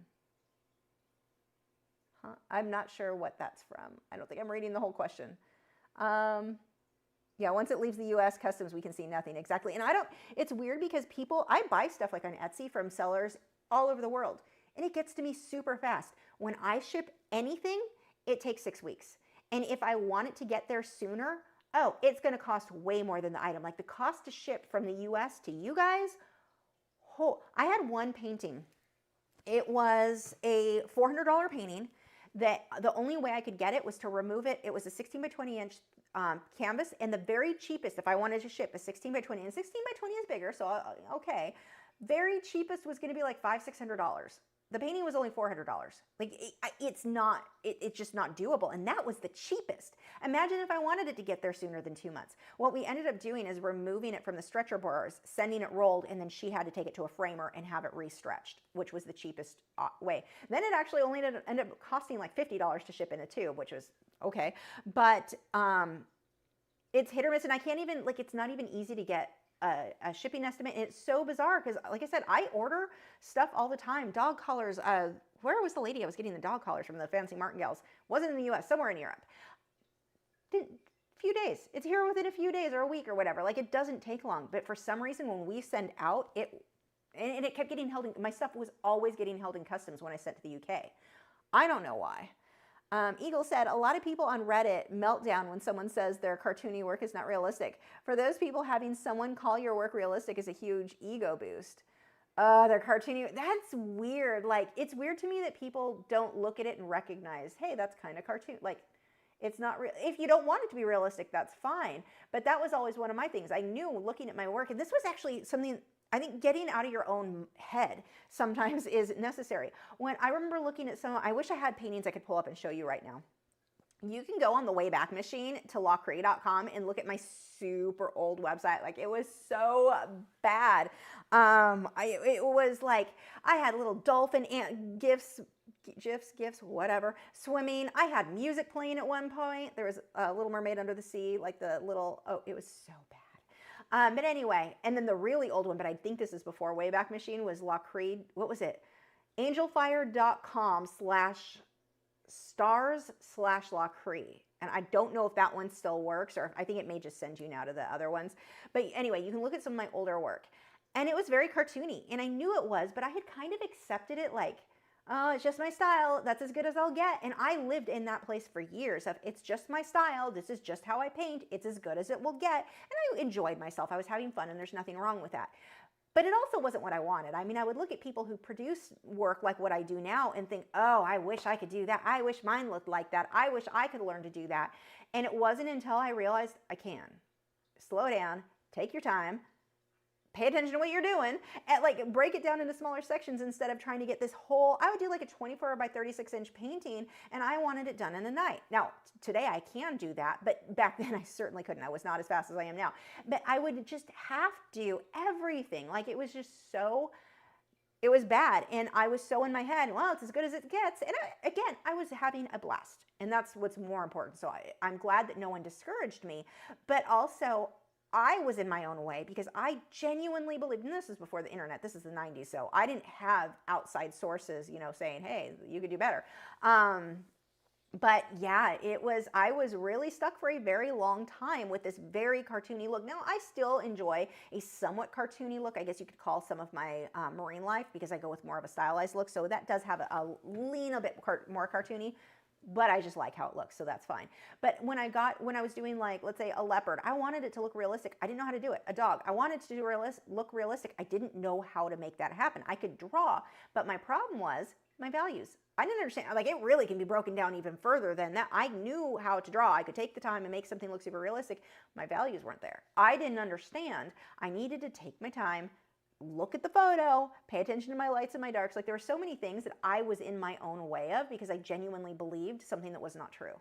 And then now I look at what I'm producing and I'm like, if you would have told me back then that I could do what I do today, never would have believed it, because I was so convinced. This is my style. It's as good as it gets. So yeah. Let's see. Art of Raven Day said, it's weird. Only tracking was available on customs numbers, and if I wanted tracking for USPS before it goes out to Australia, it was another $20. I paid a total of $73 for the shipping of a drawing. Yeah, see, it's not, it sucks. And it's not just Australia. It's bad. Like, shipping into the UK has been a problem. Like, and I've done it, but it's so much drama that I'm like, I can't mess with it. And it's not worth it to you. You're not going to be happy if you don't get the thing you ordered. It's occasionally, if it's a bigger project, occasionally I'll work with someone, and especially if it's smaller, on getting it to you. But you have to know, I have no idea where it is. once it leaves the US, I can't help. So it sucks. And the problem with that is if somebody then contacts PayPal and they're like, oh, I never got my item. Even if they did, I can't prove to PayPal that it was sent. I can prove that it was sent. I can't prove that it arrived. However, with PayPal, and you may not know this, so if you are a creator and somebody does try to screw you over with this, with PayPal, if somebody orders a custom piece from you, they can't ask for their money back, even if you can't prove that it was delivered. Custom services, so like you sign up with a website with someone and they don't actually build you the website, you're not getting your money back on PayPal. Those are some of the cases that they will always side with the seller. But let's say you sent a person, so like if I on PayPal were to say, like everything's custom, anything custom, so custom original art, that you are protected on, even if they do claim that they didn't get it, you just tell PayPal it was a custom order. And here's my tracking number. Like I never want somebody to not get what they ordered. And I'm always going to do whatever I can to make, like fix the problem, make it work. But once it gets out of the US, I don't know what's going on. So anyway, yeah, it's a thing. Clark Miner said, zombie snail is amazing. Thank you. Or is somebody complaining about zombie snail? Is that why? Let's see.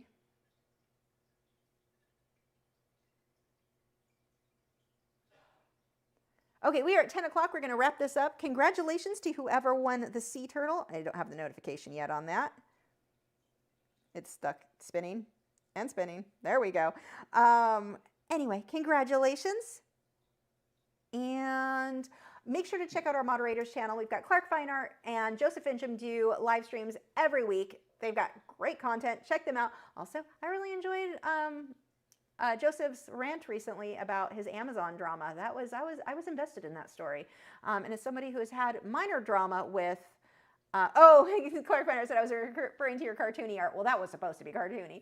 But as somebody who's recently had problems with Amazon getting every order wrong and sending complete wrong items and all that, like I appreciated that story. So definitely go check out Joseph's videos there. Again, Clark Fine Art also live streams, and we've got Nick Edgar who occasionally updates. It's rare, but when he does, it's good. So definitely subscribe to them. Thank you guys so much for joining. I have no idea. Itchy knows what we're doing next week.